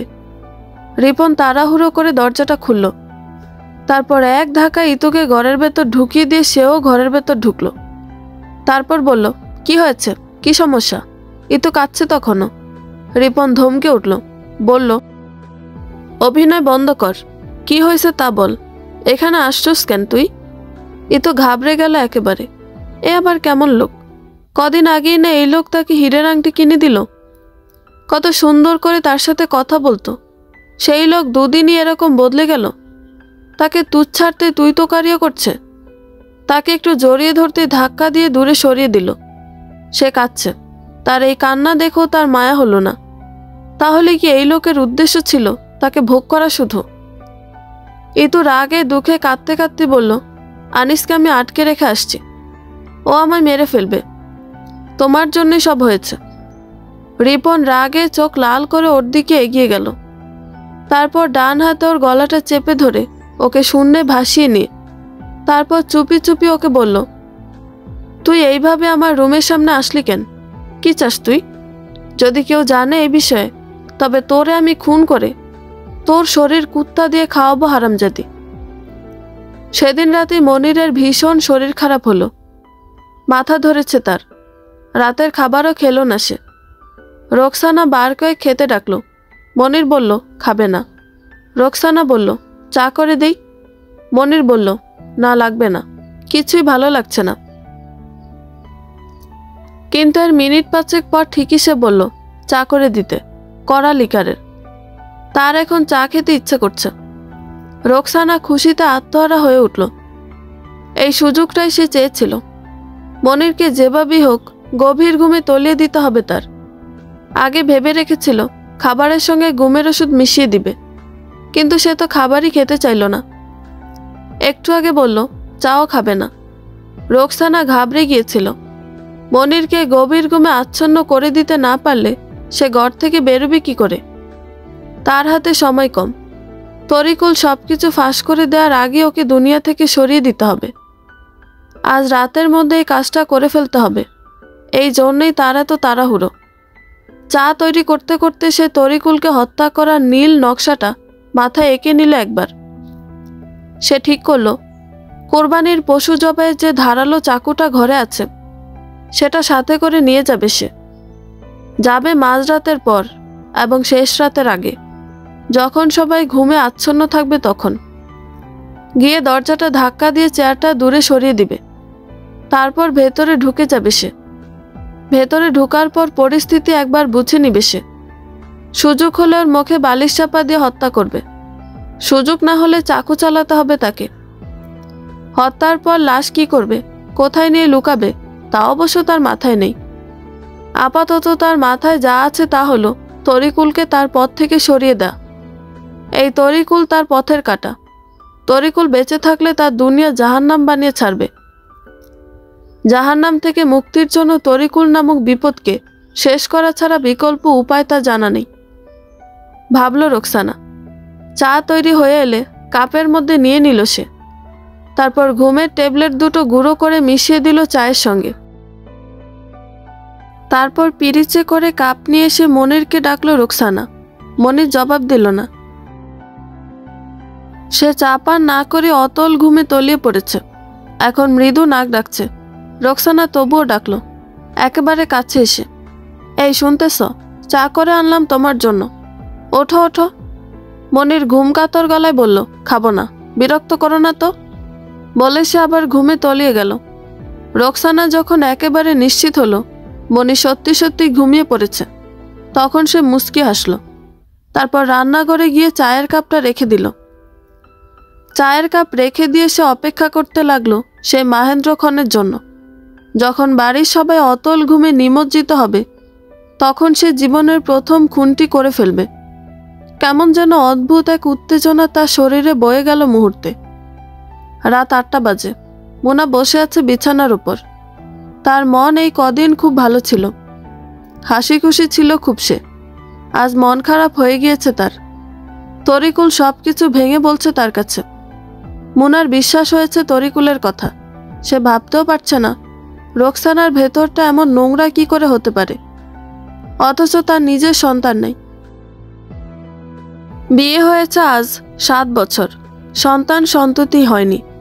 নিজের সন্তান নাই বলেই কি শিশুদের প্রতি এত হিংস্রতা সে পোষণ করে? মোনা শুনেছে সাদ্দাদের মায়ের আত্মা নেয়ার সময় সদ্য জন্ম নেয়া সাদ্দাদের দিকে তাকিয়ে কেঁদে ফেলেছিল স্বয়ং মৃত্যুদূত। আর রোকসানা মানুষ হয়ে, এমনকি বাবুর বড় চাচি হয়েও কিভাবে বাবুর জীবন নেওয়ার জন্য এত বড় ষড়যন্ত্র তৈরি করল। মোনা বলেছিল তার শাশুড়ির কাছে, বলেছিল তরিকুল নির্দোষ, ওর কথা যেন তার শাশুড়ি বিশ্বাস করে। মোনা শাশুড়ি ধমকে উঠলেন মোনাকে, বললেন, আমরা বিশ্বাস করি আর ধোকা খাই। তুমি আনিসকে বিশ্বাস করলা, এর পরিণামে কি খাইলা? ধোকা। মনি রোকসানারে বিশ্বাস করলো, সে কি খাইল? ধোকা। আর আমি তরিকুলরে বিশ্বাস করলাম, আমি কি খাইলাম? ওই ধোকাই। মোনা যতই বোঝাতে চাইল কাজ হলো না। তিনি শুনলেন না। তিনি তার মতো করেই বললেন, আমার কপাল খারাপ। আসলে কপাল খারাপ না হলে আমার বাড়িতেই কেন এত কাহিনী ঘটে? কেন আমার চারপাশেই সব কালসাপের বসবাস? বলতে বলতে আবেগপ্রবণ হয়ে উঠলেন মোনার শাশুড়ি। জলে ভিজে গেল তার দুটি চোখ। রাতে তিনি বিছানায় শুয়ে রইলেন ঠিকই, কিন্তু চোখে তার ঘুম আসে না। চোখ তার জ্বলে ওঠে। তার বড় অস্থির লাগে। রিপন বিছানার উপর বসে রাগে থরথর করে কাঁপছে। ইতোর মনে ভয় ডর নাই, সে কেমন যেন উগ্র। সে গিয়ে দাঁড়ালো রিপনের সামনে। তারপর ওর নাকের ডগায় নিজের মুখটা নিয়ে গিয়ে বলল, রিপন, তুমি কি ভাবো আমি তোমার এইসব ধমক ভয় পাই? রিপন চোখ গরম করে ওর দিকে তাকালো, গর্জন করে বলল, দেখবি তোরা আমি এখন কি করতে পারি? দেখতে চাস তুই? ইতো হাসলো, বলল, দেখতে চাই, দেখাও। বলে ইতো রিপনের গলায় জড়িয়ে ধরে ফেলল। রিপন ধাক্কা দিয়ে ওকে দূরে সরিয়ে দিতে চায়, কিন্তু সে সরে না, হাসে শুধু। হাসতে হাসতে বলে, আমি এখান থেকে যাব না। আমারে তোমার বিয়ে করতে হবে, সত্যিকারের বিয়ে। কাবিন দিতে হবে 25 লাখ। 1 পয়সা কম দিল মানব না আমি। রিপন এক ঝটকায় উঠে দাঁড়ালো। তারপর ইতু চুলের মুঠিতে টেনে ধরে দাঁতে দাঁত কামড়ে বলল, তোরে আমি এখন খুন করব। এখন খুন করে তোর খানকিগিরি ছুটাবো। ইতু হাসতেই লাগলো। হাসতে হাসতে বলল, তুমি যা পারবে না তা বলে লাভ নাই রিপন। সমঝোতায় আসো। তুমি আমায় গোপনে বিয়ে করবা, কেউ জানবে না। এই বাসায় আমায় রাখতে সমস্যা হলে অন্য বাসায় রাখবা। আমার ভরণ পোষণ ঠিক মতো দিলে যেখানে ইচ্ছে সেখানে আমায় রাখতে পারো। আমার এতে কোনো আপত্তি নেই। রিপন ইতুর মুখের দিকে তাকালো। সে মানুষ চিনে। ইতু স্বাভাবিক কোনো মেয়ে না। এই মেয়ের কথা না শুনলে তার সামনে ভয়াবহ বিপদ ঘটবে। এই মেয়েকে দিয়ে বিশ্বাস নাই। ওর না আছে সম্মানের ভয়, আর না আছে জীবনের ভয়। ও যা ইচ্ছে তাই করতে পারবে। রিপন কথা বলছে না দেখি ইতু বলল, কি প্রস্তাবে রাজি? রিপন চুপ করে রইল, কথা বলছে না। ইতু ওকে পেছন থেকে জড়িয়ে ধরল আবার। তারপর ওর পিঠে তার নাক মুখ ঘষতে ঘষতে বলল, বলছো না কেন, রাজি কিনা? রিপন এবার কথা বলল রাজি। ইতু মুচকি হাসলো। তারপর বলল, আনিস আমাদের দুজনেরই পথের কাটা। তোমার স্ত্রীর কাছে যদি আনিস একবার জানিয়ে দেয় আমার আর তোমার বিষয়, তখন কি হবে তোমার ভাবতে পারো? তোমার স্ত্রী তো 8-10টা মেয়ের মতো অবলা না। সরকারের বড় পোস্টে চাকরি করছে। সে তোমায় জেলের ভাত খাওয়াবে, বুঝতে পারছো না? রিপন তা ভেবেই দেখেনি। এবার তার মনে ভীষণ ভয় ধরল। শেলির কানে এই খবর একবার পৌঁছালে শেলি তার 14 পুরুষের নাম ভুলিয়ে ছাড়বে। রিপন ঠিক করলো, এই সর্বনাশ সে কিছুতে হতে দিবে না। আনিসের ব্যবস্থা সে করবে। আনিসের কাছে সে ইতুকে নিয়ে যাবে। তারপর তাকে মনে করিয়ে দিবে যে রিপনই একমাত্র তার আশ্রয়স্থল। এছাড়া আরও একটি ভয়াবহ তথ্য তাকে দিবে রিপন, যে তথ্য শোনার পর আনিস এমনিতেই ভয়ে কাপড় নষ্ট করে ফেলবে নিজের। তারপর আনিস আবারও তার খেলার পুতুলে পরিণত হবে। খেলার পুতুলের চেয়ে দাস বলাই সুন্দর। দাস প্রথা যখন সারা বিশ্বে নিষিদ্ধ, সেই দাস প্রথাই তখন রিপনের নিজের তৈরি পৃথিবীতে চালু থাকবে। আর আনিস নামমাত্র ইতু স্বামী হিসেবে থাকবে। সবাই জানবে আনিসই ইতু স্বামী, ইতু আনিসের স্ত্রী। কিন্তু ইতু গোপনে থাকবে শুধুই রিপনের। আনিস সব জানবে, দেখবে, কিন্তু তার কিছুই করার থাকবে না, আফসোস করা ছাড়া। রিপনের ঠোঁটে হঠাৎ করে হাসিটা খেলে গেল। বড় উৎফুল্ল মিশে আছে সে হাসিতে। সে ইতুকে নিয়ে আনিসের কাছে যেতে প্রস্তুত হলো। ইতুকে সে সব খুলেও বলল। ইতুর এতে বিন্দুমাত্র আপত্তি নেই। সে আগেই বলে দিয়েছে, রিপন তাকে স্ত্রীর অধিকার দিলেই হবে। তাকে বিয়ে গোপনে না প্রকাশ্যে করবে তা নিয়ে তার কোনো আপত্তি নেই। তার দরকার রিপনের সঙ্গে বিয়েটা সেরে ফেলার, রিপনের কাছ থেকে একটা স্বীকৃতির। একবার বিয়েটা হয়ে গেলে পরে সে দেখাবে ইতু কি জিনিস আর সে কি কি করতে পারে। রিপন সরাসরি গেল না আনিসের কাছে। সে জানে আনিস রেগে মেগে আগুন হয়ে আছে। এই মুহূর্তে সামনাসামনি না হয় ভালো। এতে হিতে বিপরীত হবে, ঝগড়া বাঁধবে, মারামারিও শুরু হয়ে যেতে পারে। দেখা গেল আনিস তাকে আক্রমণ করে বসেছে, তখন সে তো আর বসে থাকবে না, সেও আক্রমণ করবে। তখন এর ফল তো খারাপই হবে। এসবের কি প্রয়োজন যদি ঝগড়া বা মারামারি ছাড়াই কাজ সমাধান হয়ে যায়। রিপন সরাসরি না গিয়ে বরং ফোন করলো আনিসকে। আনিস ফোন রিসিভ করে না, কিন্তু সে কল দিতেই থাকলো। অনেকবার কল দেওয়ার পর আনিস ফোন রিসিভ করলো। ফোন রিসিভ করে বলল, আমার দরজাটা খুলে দে এসে রিপন। ইতু তো তোর এখানেই, আমি সব জানি। আমার ওর সঙ্গে একটু বোঝাপড়া আছে। বোঝাপড়া শেষ করে আমার মতো আমি চলে যাব। আমার পথ আমি দেখব। রিপন বলল, কোথায় যাবা তুমি? আনিস বলল, জাহান্নামে। জাহান্নামে যাব। শোন ভাই, তোর সঙ্গে আমার কোনো ঝামেলা নেই। তুই ইতুর সঙ্গে শুইছস না কি করছস এইসব নিয়ে আমার মাথা ঘামানোর কিছু নেই। আমার বোঝাপড়া ইতুর সাথে। তুই আমাদের মাঝখানে ঝামেলা করিস না। আর আমার বোঝাপড়া শেষ হয়ে গেলে ইতুরে তুই তোর কাছে রাইখা দিস। ইচ্ছে হলে বিয়ে করে রাখিস, নয়তো দাসী করে রাখিস। তোর যেভাবে ইচ্ছা সেভাবেই রাখিস। আমার কোনো সমস্যা নেই। তুই শুধু আমার দরজাটা খুলে দে ভাই। রিপন হাসলো। হেসে বলল, দরজা আমি খুলে দিব, তোমায় চলে যেতে কোনো রকম বাধাও দিব না আমি। পথ ছাড়া পেয়েও কিন্তু তুমি এখান থেকে যেতে পারবে না আনিস, তুমি ইচ্ছে করেই যাবা না। আনিস গর্জে উঠল ফোনের ওপ্রান্ত থেকে। সে বলল, তুই দরজা খুলে দিয়ে দেখ আমি যাইতে পারি কিনা। তোর ভয় নাই ভাই? তুই হয়তো ভয় পাইতেছস যে তোরা আমি কিছু করব, মারধর করব। এইসবের ভয় নাই রিপন, তোরে কিছু করব না আমি। দরজা খুলে দে বলতেছে। রিপন রাগ দেখালো না, সে খুব শান্ত গলায় বলল, আনিস আমার কথাটা আগে শোনো, খুব গুরুত্বপূর্ণ কথা, শুনলেই তোমার উপকার, না শুনলে নিজেই বিপদে পড়বা, নিজের কবর নিজে খনন করবা। আনিস একটু চুপ হলো, শুনবে মনে হচ্ছে। রিপন এবার কথাটা বলল, তুমি যে আমার কাজটা করতা, মানে ট্রাকে করে তামাবিল বর্ডার থেকে পণ্য আনতে সিলেটে, এসব কি ধরনের পণ্য তুমি জানো আনিস? আনিস থমকে গেল, সে কখনো বস্তা খুলে দেখেইনি, দেখার তো কারণও ছিল না। সে বোকার মতোই চুপ করে রইল, কি বলবে বুঝতে পারছে না। আনিস কোনো কথা না বলল, রিপন বলল। সে বলল, মাদক দ্রব্য, লাল পানির বোতল আনতে বুঝলে।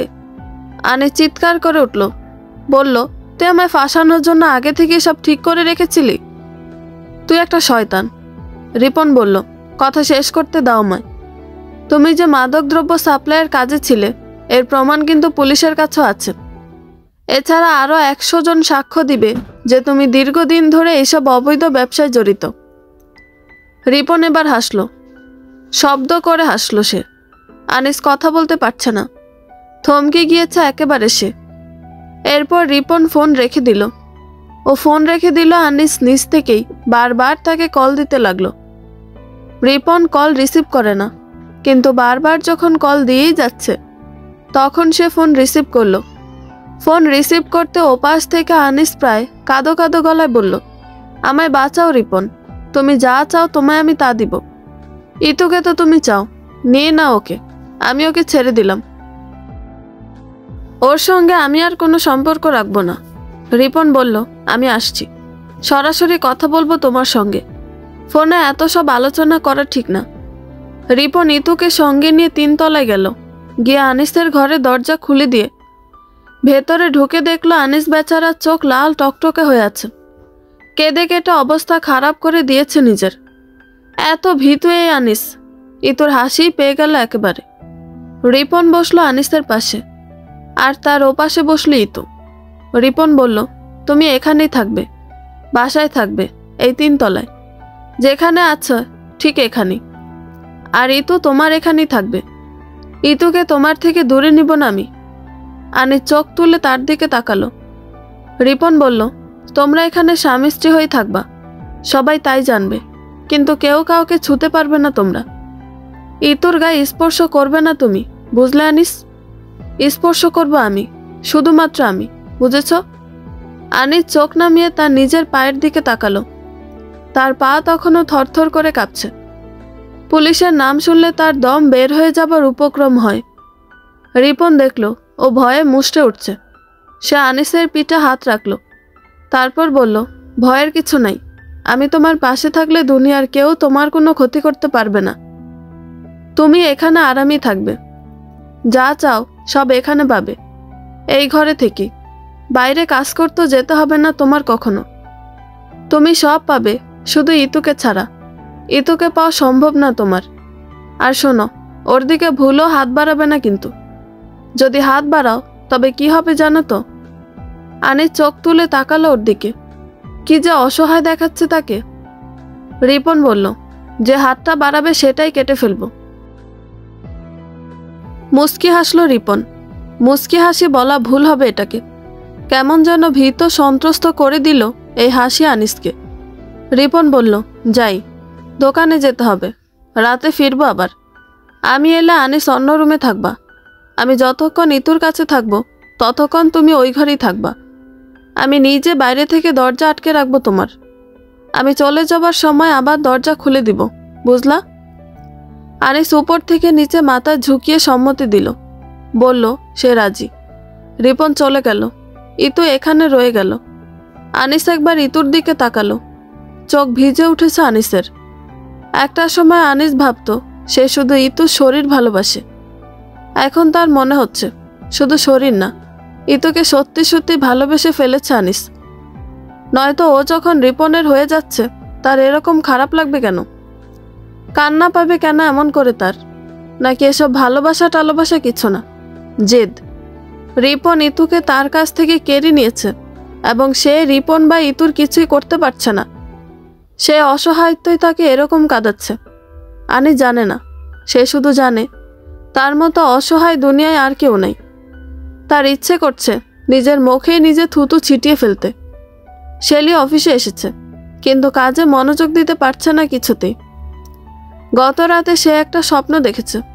স্বপ্নে দেখেছে তার পোষা বিড়ালটা তাকে কামড়ে কামড়ে তার শরীরের সব মাংস আলাদা করে ফেলছে। সে সব দেখছে কিন্তু কিছুই করতে পারছে না। এই স্বপ্ন দেখার পর থেকে তার কেমন মন খারাপ, একা একা লাগছে খুব নিজেকে। কদিন ধরে মেয়েটাও বাবা বাবা করছে, বাবাকে সে মিস করছে খুব। সকালবেলা শেলি রিপনকে কল দিয়েছিল। রিপনের সঙ্গে কথা বলে তার মন আরও খারাপ হয়েছে। তার কেন জানি মনে হচ্ছে রিপনের সঙ্গে তার একটা বিরাট দূরত্ব তৈরি হয়েছে। দুজনেই প্রতিষ্ঠিত হতে গিয়ে, টাকা পয়সা উপার্জনের পথে গিয়ে জীবনের মূল আনন্দ থেকে বঞ্চিত হচ্ছে।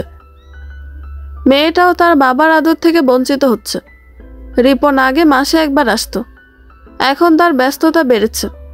2-3 মাসও আসতে পারে না, সেও যেতে পারে না।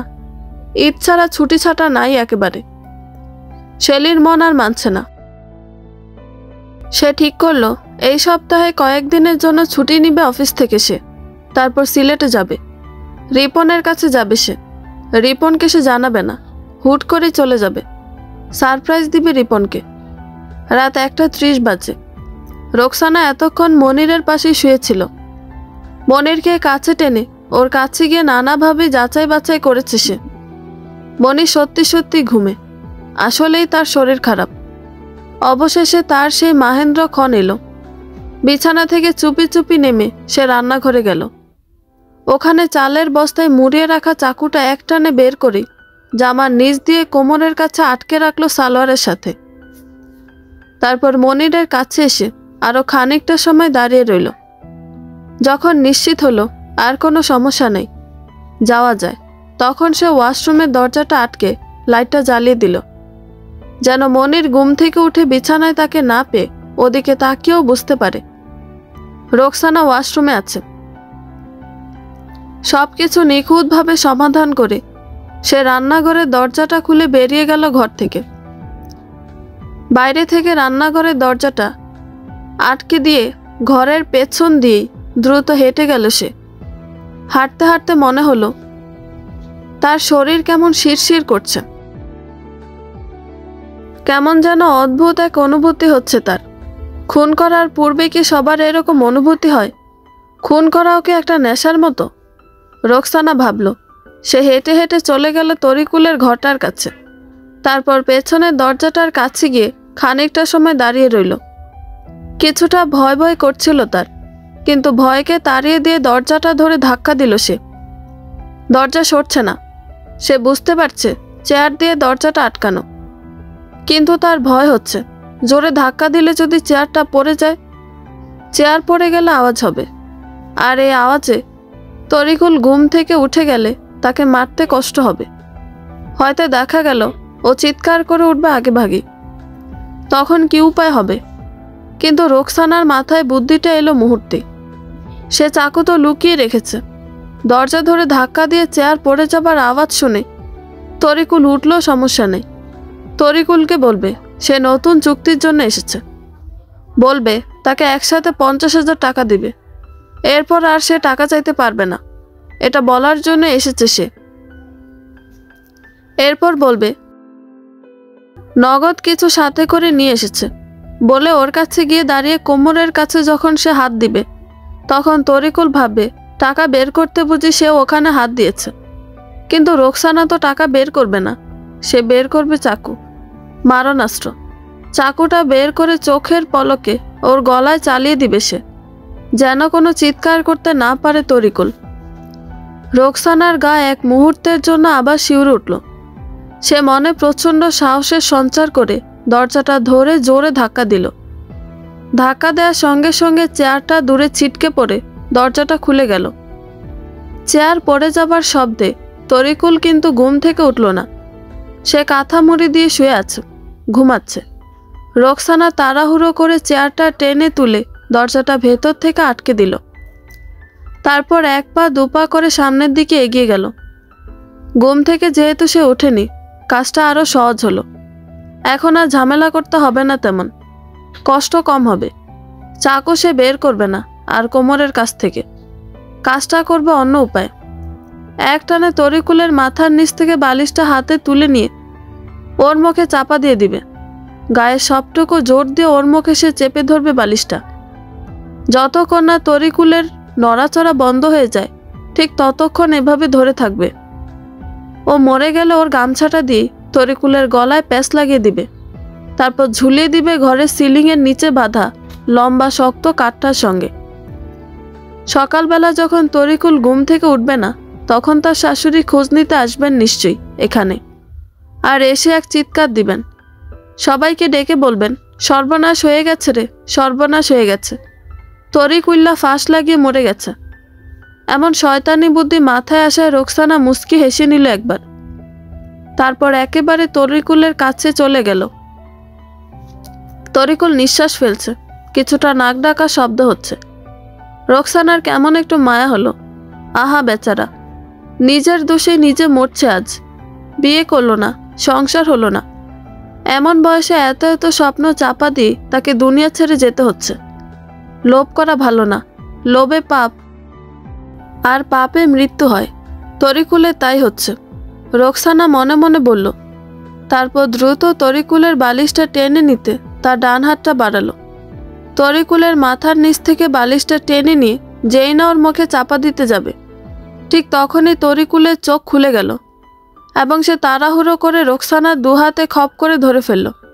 রোকসানা খুব জোরাজোরি করছে ছুটে যেতে, কিন্তু কিছুতেই কুলিয়ে উঠতে পারছে না ওর সাথে।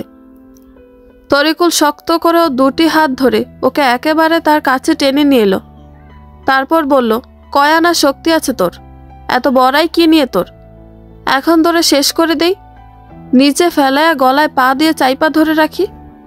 রোকসানা খানিকটা সময় ভাবল, তারপর তড়িঘড়ি করে ওর মাথা দিয়ে তরিকুলের নাকে প্রচণ্ড আঘাত করতেই তরিকুল ব্যথায় কোকিয়ে উঠল। তারপর মুহূর্তে ছেড়ে দিল দুটি হাত। রোকসানা সাড়া পেয়ে কোমরের কাছ থেকে চকচকে চাকুটা টেনে বের করে আনলো। তারপর যেই না চাকুটা ওর বুকের কাছে বিধি দিতে চাইল, ঠিক তখনই দরজার সামনে চেয়ারটা পড়ে গেল। রোকসানা একবার পেছনে তাকাতেই তার অন্তরাত্মা কেঁপে উঠল। মনির ঘরে ঢুকেছে, মনিরের পেছন পেছন তার শাশুড়ি, এরপর মুনা। এটা কিভাবে সম্ভব? রোকসানা কিছুই বুঝতে পারল না। তার হাতে যে চাকুটা ছিল, তাড়াহুড়ো করে এটা কোমরের কাছে রাখতে গিয়ে চাকুর ধারালো জায়গা তার উরুর কাছে লেগে গিয়ে খানিকটা জায়গা কেটেও গিয়েছে। সেই ক্ষতে ব্যথা হচ্ছে প্রচণ্ড। এতে তার সুবিধা হলো কাঁদতে। সে ছোড়াটা বের করে সামনে ফেলে রেখে ওখানে বসে পড়ে গলা ছেড়ে কাঁদতে শুরু করলো। আঘাতপ্রাপ্ত পাটা সামনে মেলে ধরল, জামাটা সরিয়ে নিল যাতে সালোয়ার ভিজে গিয়ে লাল রক্তের দেখা মিলে। রক্তের দেখা মিলেছ, মুহূর্তে লাল টকটকে রক্তে মেখে গিয়েছে তার সালোয়ার। মনির এসেই দেখল এই দৃশ্য। সে কিছু বলার আগে কাঁদতে কাঁদতে রোকসানা বলল, দেখো তরিকুল্লা আমার কি হাল করেছে, দেখো আমারও খুন করতে চাইছিল। মনির খানিকটা সময় চুপ করে রইল, তারপর বিছানার দিকে তাকালো। তরিকুল তখনও বিছানায় বসা, তার নাক লাল হয়ে আছে, কিছুটা ফুলে আছে, কিন্তু চোখে তখনও ঘুমের আভাস। মনির বুঝতে পারল আসলে ঘটনা কি ঘটেছে। মনির রোকসানাকে বলল, তরিকুল তোরে মারতে চাইবে কেন, ও তোরা আঘাত করলো কেন? রোকসানা থমকে গেল, কিন্তু কথা সে ঠিকই বলল ওর আমার সাথে জেদে সে এই কাজ করেছে, জেদ সে উসুল করেছে। মনির বলল, কিসের জেদ তোর সাথে? রোকসানা কি বলবে বুঝতে পারছে না। সে তার ক্ষতস্থান দুহাত দিয়ে ধরে এদিক ওদিক তাকালো। মুনাকে তার চোখে পড়েছে, আর তখনই তার মাথায় বুদ্ধিটা এলো। সে বলল, তাদের কথা আমি ফাঁস করে দিব, তাই ওরা আমার মুখ বন্ধ করে দিতে চেয়েছে, বলে আবার কাঁদতে লাগলো রুকসানা। সে খুব নিখুঁতভাবে অভিনয় করার চেষ্টা করছে। তরিকুল অবশ্য এখনো একটা কথা বলেনি। সে ভাবতেও পারেনি এখানে এত বড় ঘটনা ঘটে যেতে পারে। সে নিচে মেঝেতে পড়ে থাকা চাকুটার দিকে তাকিয়ে আছে। সে ভাবছে, যদি মনির, তার মা আর মুনা ওরা এখানে না আসতো, হঠাৎ করে এভাবে দরজাটা না খুলতো, অথবা ওদের এখানে আসতে যদি আর একটু দেরি হতো, তবে তো এতক্ষণে শেষ হয়ে যেত সে। রোকসানা তাকে খুন করে ফেলত। এবার মনির রোকসানাকে জেরা করার আগে তার মা তাকে থামিয়ে দিলেন, বললেন, তুই থাম, আমি ওর সাথে কথা বলবো একটু। রোকসানা গলা ছেড়ে কাঁদছে। কাঁদতে কাঁদতে আহাজারি করে বলছে, আপনারা মানুষ না, মানুষ নামের কলঙ্ক। আমায় আহত করে তরিকুল্লা এখানে ফেলে রেখেছে, আর আপনারা একজনের পর একজন এসে আমায় জেরা করতেছেন। রক্তে আমার পা ভাইসে যাইতেছে, ব্যথায় আমি মরে যাইতেছি। কেউ একবার আমায় জিজ্ঞেস করেছেন কতটা আঘাত পেয়েছি আমি? কেউ এসে দেখতে চেয়েছেন সে আঘাত? মোনার শাশুড়ি এই কথায় কর্ণপাত করলেন না। তিনি সরাসরি জিজ্ঞেস করলেন, কথা তুমি ফাঁস করে দিবে বলে তরিকুল তোমায় আঘাত করেছে, বলো। তরিকুল আর কার কথা? রোকসানা তাড়াতাড়ি করে উত্তর দিল, বলল, তরিকুল আর মুনার অবৈধ সম্পর্কের কথা। মুনা অবাক হয়ে এদিকে তাকালো। এসব কি বলছে রোকসানা? তরিকুলের সঙ্গে তার ভাই বোনের সম্পর্ক, অবৈধ সম্পর্ক হতে যাবে কেন? মুনার শাশুড়ি কথা বললেন। তিনি বললেন, ও তাই, কিন্তু সম্পর্ক তো দেখছি মুনার সাথে না, তোমার সাথে। তুমি এই এত রাতে তরিকুলের ঘরে কি করো? নিজের স্বামী রেখে এই শেষ রাতে পরপুরুষের ঘরে তোমার কি কাজ? রোকসানা হা হয়ে গেল একেবারে। সে কি বলবে বুঝতে পারছে না। তিনি এবার বললেন, আর চাকুটা তো তরিকুলের ঘরে ছিল না, তোমার ঘরে ছিল। তাছাড়া আমি তো এখনো পুরোপুরি অন্ধ হয়ে যাইনি, নিজের চোখেই সব দেখেছি। চাকু তোমার হাতেই ছিল। তুমি তাড়াহুড়ো করে কোমরের কাছে চাকু রাখতে গিয়ে তোমার উরু কেটে ফেলেছ। মনির, তুই এই দৃশ্য দেখিস নাই রে? মনির বলল, দেখেছি মা। আর কি কি দেখছ সব বল এখানে, সবার সামনে। মনির রেগে মেগে আগুন হয়ে রুকসানার কাছে আসলো। তারপর ওর চুল মুঠো করে ধরে বলল, চায়ের সঙ্গে কি মিশিয়েছিলি তুই? ওয়াশরুমের লাইটটা কেন জ্বালিয়ে এসেছিলি? রান্নাঘর থেকে চাকুটা নিয়েছিল কে? রান্নাঘর দিয়ে বেরিয়ে বাইরে থেকে দরজাটা আটকে দিয়েছিল কে? তুই কি ভেবেছিলি আমি কিছু দেখব না, কিচ্ছু জানব না? আমি সব দেখেছি, ঘুমের বাহানা করে সব কিছু দেখেছি। এমনকি তুই যে চেইনটা বিক্রি করে দিয়েছিস স্বর্ণকারের কাছে, তাও আমি জানি। স্বর্ণকার আমার কাছে বলেছে, চেন বিক্রি করে এসব টাকা কি করেছিস? কাকে দিয়েছিস? কেন দিয়েছিস? এখন সত্যটা আমার কাছে বল, স্বীকার কর সব। রোকসানা কিছুই বলে না, শুধু কাঁদে। আসলে বলার মতো তো তার কিছু নাইও। সে বুঝে গিয়েছে যে সে ধরা পড়ে গিয়েছে, এখন আর বাঁচার উপায় নেই। মুনার শাশুড়ি এবার তরিকুলের কাছে গেলেন, বললেন, তরিকুল, তুই সত্যটা বল, সব খুলে বল। তরিকুল এক এক করে সবকিছু বলল। রোকসানা তাকে প্রথম বলেছিল মুনাকে হত্যা করার কথা। এরপর সেই সিদ্ধান্ত বাতিল করে বলল বাবুকে হত্যা করার কথা, এমনকি টাকা নেওয়ার বিষয়টাও। কিন্তু সে একটা টাকা ওখান থেকে খরচ করে ফেলেনি। সবগুলো টাকাই তার বিছানার নিচে লুকানো ছিল। সে লুকিয়ে রাখা টাকাগুলো বের করে মুনার শাশুড়ির কাছে দিল, দিয়ে বলল, চাচি, রোকসানা ভাবির দেয়া সব টাকা এখানে। আমি টাকা খরচ করিনি, তার কাছ থেকে আমি টাকা খরচ করার জন্য নিইনি। টাকা নিতাম এই জন্য যে সে যেন বুঝতে না পারে আমি তার চুক্তিতে আর নাই। এমনকি তরিকুল তাও বলে দিল রোকসানা কেন তাকে হত্যা করতে চায়। সে বলল, রোকসানা ভাবি আমায় হত্যা করতে চায় এই জন্য যে আজ না হোক কাল আমি সব প্রকাশ করে দিব আপনাদের কাছে। এই ভয়েই সে আমায় হত্যা করতে এসেছিল। মনিরের মেজাজ এত খারাপ হলো, সে রোকসানার সামনে বসে ওর গলায় একটা হাত দিয়ে ধরে ওর মুখটা উপরের দিকে তুলে ওর চোখের কাছে চোখ নিয়ে গিয়ে বলল, তুই একটা নিষ্পাপ বাচ্চাকে খুন করতে চাস? কেন? কি কারণে? এই ছেলে তোর কি ক্ষতি করেছে বল আমায়। মুনার শাশুড়ি বললেন, ওরে জিজ্ঞেস করলে কোনো উত্তর পাবি না, সে উত্তর দিবে না, আমি কারণ জানি। মনির তার মায়ের দিকে তাকালো। তার মা এবার বাকিটাও বললেন কারণটা হলো লোভ। বাবুর নামে আমি সম্পত্তি লিখে দিয়েছি, তার বাবার ভাগের সম্পদ তাকে দিয়েছে। রোকসানা এটা কোনোভাবে জেনেছে। এরপর থেকে সে বাবুকে হত্যার চক্রান্ত সাজিয়েছে। বাবু না থাকলেই তো তার লাভ। আনিসও নাই, বাবুও নাই। রায়হান বিদেশেই থাকবে, তো সব সম্পত্তি তখন কে পাবে? তুই। আর তুই পাইলেই তো সে পাবে, তাই না? মনির অত প্যাঁচ বোঝে না, কিন্তু এখন তার মাথা একেবারে আউলে গেল। এত রাগ লাগলো তার, এত মেজাজ খারাপ হলো। সে বলল, তোর নিজের সন্তান নাই, তুই কি বুঝবি সন্তানের দরদ? আর আল্লাহ তোর মতো রাক্ষসের সন্তান দিবেন কেন? তোর স্বার্থের জন্য নিজের সন্তানরাও তো তুই বলি দিয়ে দিবি। তোর মতো কালনাগিনীর সঙ্গে আমার কোনো ধরনের সম্পর্ক নাই। আমি তোরে তালাক দিলাম। মনির পরপর 3 বার তালাক বলে দিল। এর ঠিক 3 দিন পরের ঘটনা। বৃহস্পতিবার সন্ধ্যার পর রিপন ছিল ইতুর কাছে। আগে শুধু রাতের বেলা ওর কাছে যেত, এখন দিনের বেলাও যায়। এর মধ্যে গতকাল ইতু বড়সড় একটা ঘটনা ঘটিয়েছে। বোরকা পরে সে রিপনের সঙ্গে কাজী অফিসে গিয়েছে। তারপর আনিস এবং রিপনের বিশ্বস্ত একজনকে সাক্ষী দিয়ে কাজী অফিসে বিয়ে করেছে রিপনকে সে। বিয়ের কাবিন 25 লাখ। তার কথা মতে হয়েছে সব। গয়না দিয়ে টাকা পরিশোধ করেছে রিপন, তাও সব নগদ। রিপনের অবশ্য এসব নিয়ে আপত্তি নেই। ইতু দেখার মতো মেয়ে, সুন্দরী, বয়সটাও তার কাঁচা। টাকা গেলে যাক, সমস্যা কি আছে এতে?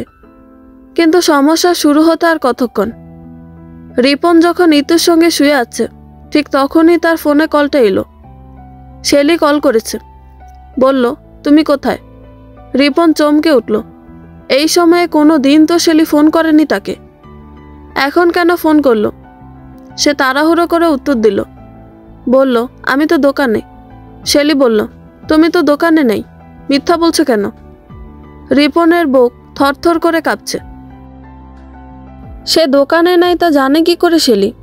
রিপন তাড়াহুড়ো করে বিছানা থেকে নেমে গেল। ইতু তাকে ছাড়তে চায় না, কিন্তু সে এক ধাক্কায় ওকে দূরে সরিয়ে দিয়ে শার্টটা গায়ে দিল। কাপড় চোপড় ঠিকমতো পরে নিল। আর এক ফাঁকে বলল, কে বলেছে আমি দোকানে নেই? শেলি বলল, কে বলবে আর, আমি গিয়ে দেখেছি তুমি দোকানে নেই। রিপন কথা বলতে পারছে না, তার দম কেমন বন্ধ হয়ে আসছে। সে বলল, এখন তুমি কোথায়? শেলি বলল, সিলেটে।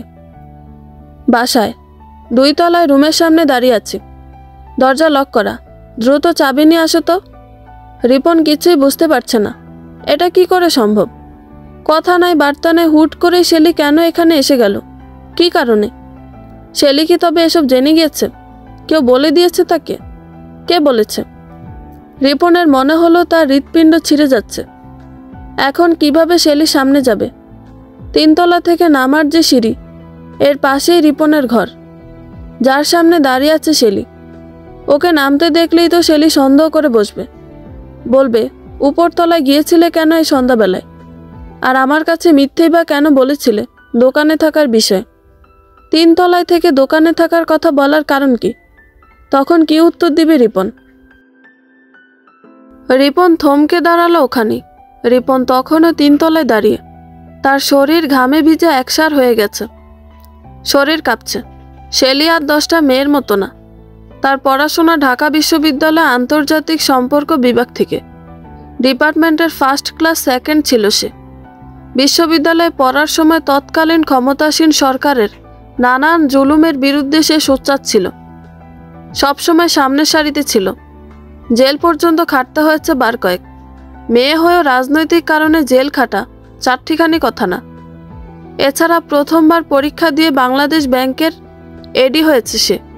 বিসিএস দিয়েছিল, কাস্টমসে এসেছিল, জয়েন করেনি। এই মেয়েকে সাধারণ ভাববার কোনো কারণ নেই।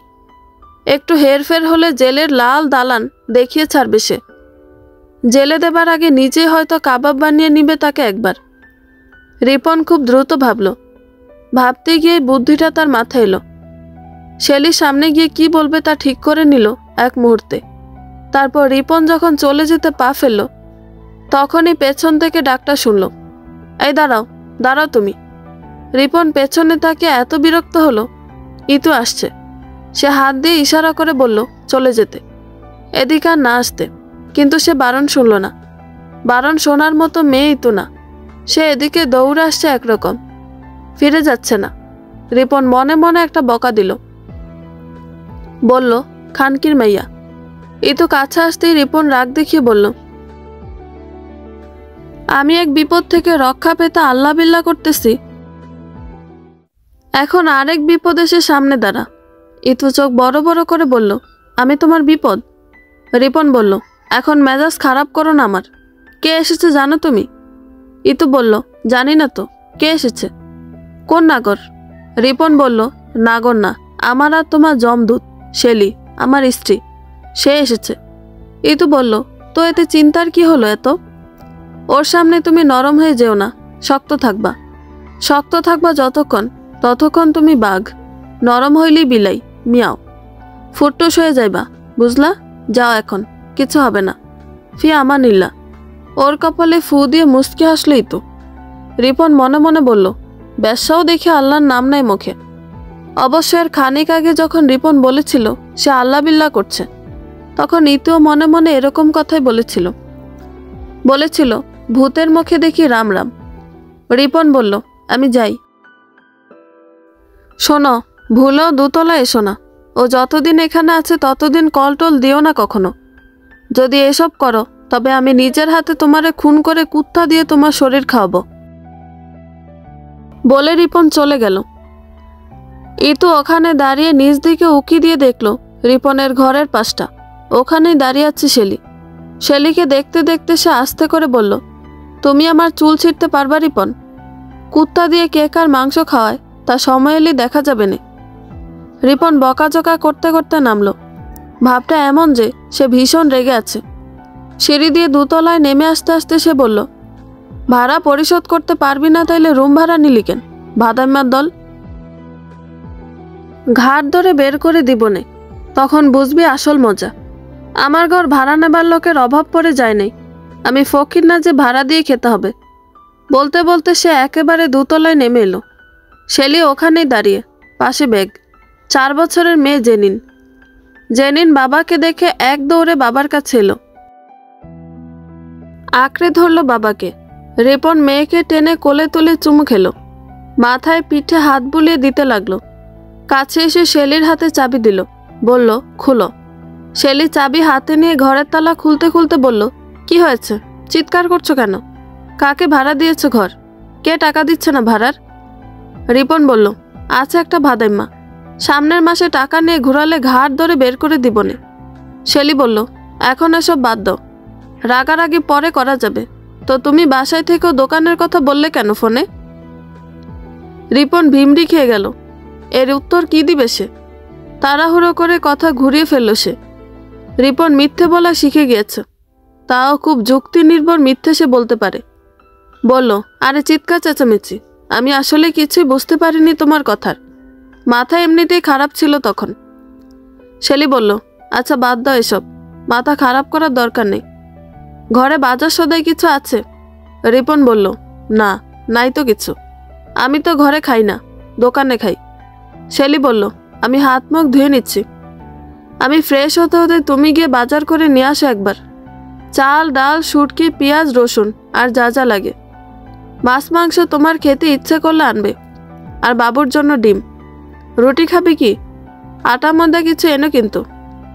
রিপন বলল, ফোন করে কাজের ছেলেকে বলি নিয়ে আসবে। শেলি বলল, না, তুমি যাবে, আর তোমার ব্যস্ততা থাকলে আমিই যাই।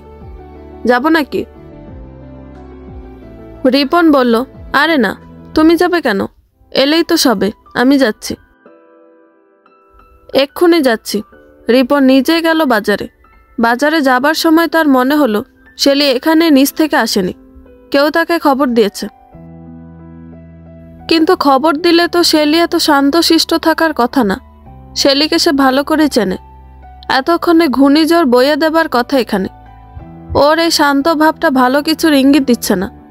এছাড়া রিপন ফোনে কেন মিথ্যে বলেছে এটা নিয়েও তো তেমন ঘাটাঘাটি করলো না। এটা তো পুরোই অস্বাভাবিক একটা ব্যাপার। আনিস শুয়ে আছে তার রুমে। ইতু গিয়ে ওর দরজার সামনে দাঁড়ালো। দরজা খোলাই আছে। ও দরজার সামনে দাঁড়িয়ে অবাক হলো। বেচারা কেঁদে কেটে চোখ লাল করে রেখেছে। কাঁদছে কেন সে? আরও কয়েকবার খেয়াল করেছে রিপন তার কাছে এলে আনিস কাঁদে, কষ্ট পায় সে। ইতু মনে মনে বলল, এটাই সুযোগ, কাজে লাগাতে হবে সুযোগটা। সে দরজায় দাঁড়িয়ে বলল, আসি তোমার এখানে। আনিস তাড়াহুড়ো করে দুহাত দিয়ে চোখ মুছে ঠিক হয়ে নিল। বলল, আসো আসো, এখানে আসতে অনুমতির কি দরকার? এই বাসা তো তোমার স্বামীর, স্বামীর যা তোমারও তা। আমি তো এই বাসার চাকর, এমনকি তোমার নিজেরও চাকর। তোমার স্বামীর চাকর আর তোমার চাকর তো এক কথাই। ইতু আনিসের পাশে গিয়ে বসলো। তারপর ওর কোমরে দুহাত দিয়ে শক্ত করে জড়িয়ে ধরে বলল, কী সব বলছো আনিস? কষ্ট দিচ্ছ কেন আমায় এসব বলে? তুমি কি আমার পর আনিস? তুমি কি বোকা? তুমি কি কিছুই বোঝো না? আনিস চোখ বড় বড় করে ওর দিকে তাকালো। সে ভয় পাচ্ছে। এটা আবার কোন ধরনের ছলনা কে জানে। সে দূরে সরে যেতে চাইল। বলল, তুমি আমার কাছে এসো না। আমি পরপুরুষ, তুমি রিপনের বিয়ে করা বউ। ইতু ধমকের মতো করে গালিটা দিল। বলল, আমি রিপনের বাল লাগি? তুই কি গাধা রে? মাথায় কিছু নাই তোর? তোরে নিয়ে পালিয়ে আসলাম কেন? আমি যদি তোরে ছেড়ে রিপনকে বিয়ে করি? নিজের আপন বোনের সংসার নষ্ট করলাম কেন? তোরে ভালোবাসলাম কেন তবে? আনিস কিছুই বুঝতে পারছে না। ইতু এসব কি বলছে? ইতু নিজেই সব পরিষ্কার করলো। বলল, রিপন না হারামির বাচ্চা একটা সন্ত্রাস। ও আমারে কি বলে হুমকি দিত জানো? আনিস ভয়ে ভয়ে বলল, কি বলে হুমকি দিছে? ইতু বলল, আমি যদি তার সঙ্গে না শুই, তারে বিয়ে না করি, তবে সে আমারে খুন করে ফেলবে। আমারে এইভাবে ব্ল্যাকমেল করেছে সে বারবার। তোমারে বাঁচাতে আমি এসব করেছি আনিস। তোমার জন্য নিজেকে এভাবে বিকিয়ে দিয়েছি। ইতুর চোখে বান ডেকে গেল জলের। চোখের পাতা ভিজে জবজব করছে, গালে দুফোঁটা জল জমেছে। আনিস শুনে হতবাক হয়ে তাকিয়ে রইল। ইতু তার জন্য এত ত্যাগ স্বীকার করেছে।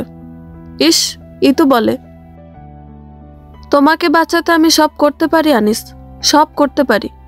বিয়ে তো আর সব না, মন হলো আসল। মনের সম্পর্কের ওপর আর কোনো সম্পর্ক হয় না। ইতু কাঁদছে, গলা ভেজা তার। আনিস ইতুকে ঝাপটে ধরল, পাগলের মতো ওর গালে ঠোঁটে চুমু খেলো। দীর্ঘদিন পর ওকে কাছে পেল, আদরে আদরে ভরিয়ে দিল একে অপরকে। আর তারা নুজ্জ হয়ে এলে, ক্লান্ত পরিশ্রান্ত হয়ে দুটি দেহ একে অপরের পাশে পড়ে রইলে, ইতু আনিসের হাতটা ধরল।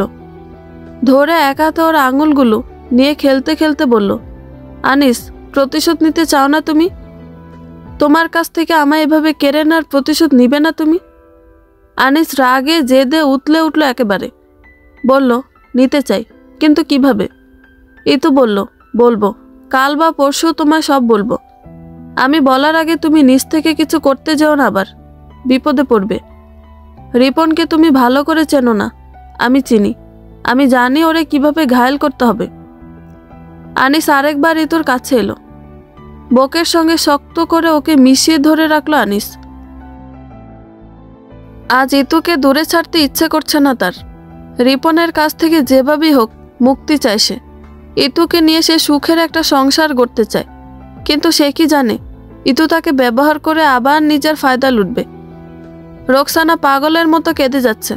সে এসে তার শাশুড়ির পায়ে পড়ে বলছে, আপনার ছেলেকে বলেন এসব কথা ফিরিয়ে নিতে। আমি তালাক চাই না। আমি ভুল করেছি মা, বড় ভুল করেছি। আর কোনোদিন এমন ভুল হবে না। এতে তার শাশুড়ির মন গলল না। তিনি কোনো কথাই বললেন না। মনির কথা বলল। সে বলল, ওর বাবা মাকে খবর দেই। নিজের মেয়েকে নিজেরা বুঝে নি কেসে, তাহলেই তো ঝামেলা শেষ। তার মা এবার মুখ খুললেন। তিনি রোকসানার থেকে নিজের পাটা ছাড়িয়ে নিয়ে বললেন, থানায় যা। 3টা হত্যা চেষ্টার মামলা দিয়ে পুলিশ নিয়ে গিয়ে সাথে করে। একটা হত্যার চেষ্টা তো আমাদের সামনে ঘটেছে। 1 মিনিট এদিক সেদিক হলে তরিকুল এখন আর পৃথিবীতে থাকতো না।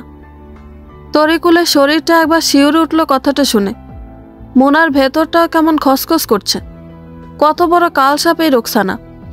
তাকে হত্যা করতে চেয়েছে, বাবুকেও, একটা দুধের বাচ্চাকে। বাবুকে সে ঘরে রেখে এসেছে, একা ঘরে ঘুমাচ্ছে। তার ভেতরটা কেঁপে উঠল একবার। সে তার শাশুড়িকে বলল, মা, বাবু একা ঘরে, একা রেখে এসেছি ওকে, ঘুমাচ্ছে। শাশুড়ি বললেন, তাড়াহুড়ো করে যাও, এক্ষুনি যাও ঘরে, ওর কাছে যাও। মোনা চলে গেল বাবুর কাছে। ততক্ষণে সকাল হয়েছে। আকাশ রাঙিয়ে লাল টকটকে সূর্যের আভা মিলেছে। রোকসানার কান্নাকাটি আর থামছে না। সে একবার তার শাশুড়িকে অনুরোধ করে, একবার মনিরকে। কিন্তু এমন রাক্ষসের প্রতি কার মায়া হবে? কে দয়া দেখাবে তাকে?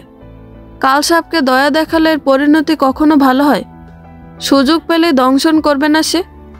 মনির বা তার মা বিন্দুমাত্র দয়া দেখালো না তাকে। মনির ওর দুহাত রশি দিয়ে বেঁধে দিল। পেছন দিকে নিয়ে সেই রশি এমনভাবে বাঁধল যেন কিছুতেই ছুটে যেতে না পারে, কামড়েও যেন ছুটিয়ে ফেলতে না পারে। তারপর সেই রশির এক প্রান্ত বেঁধে দিল উঠোনের ইলেকট্রিক থামের সঙ্গে। ওকে বেঁধে রেখে সে গেল থানার উদ্দেশ্যে। হত্যা চেষ্টার মামলা দিয়ে পুলিশ সাথে করে নিয়ে আসবে একেবারে। বন্ধুরা, গল্পটি ভালো লেগে থাকলে একটা লাইক করে দিবেন এবং গল্প সম্পর্কে কোনো মতামত জানানোর থাকলে কমেন্ট করতে পারেন। গল্পের বাকি অংশ শোনার জন্য চ্যানেলটি সাবস্ক্রাইব করে পাশেই থাকবেন। ধন্যবাদ সবাইকে, ভালো থাকবেন।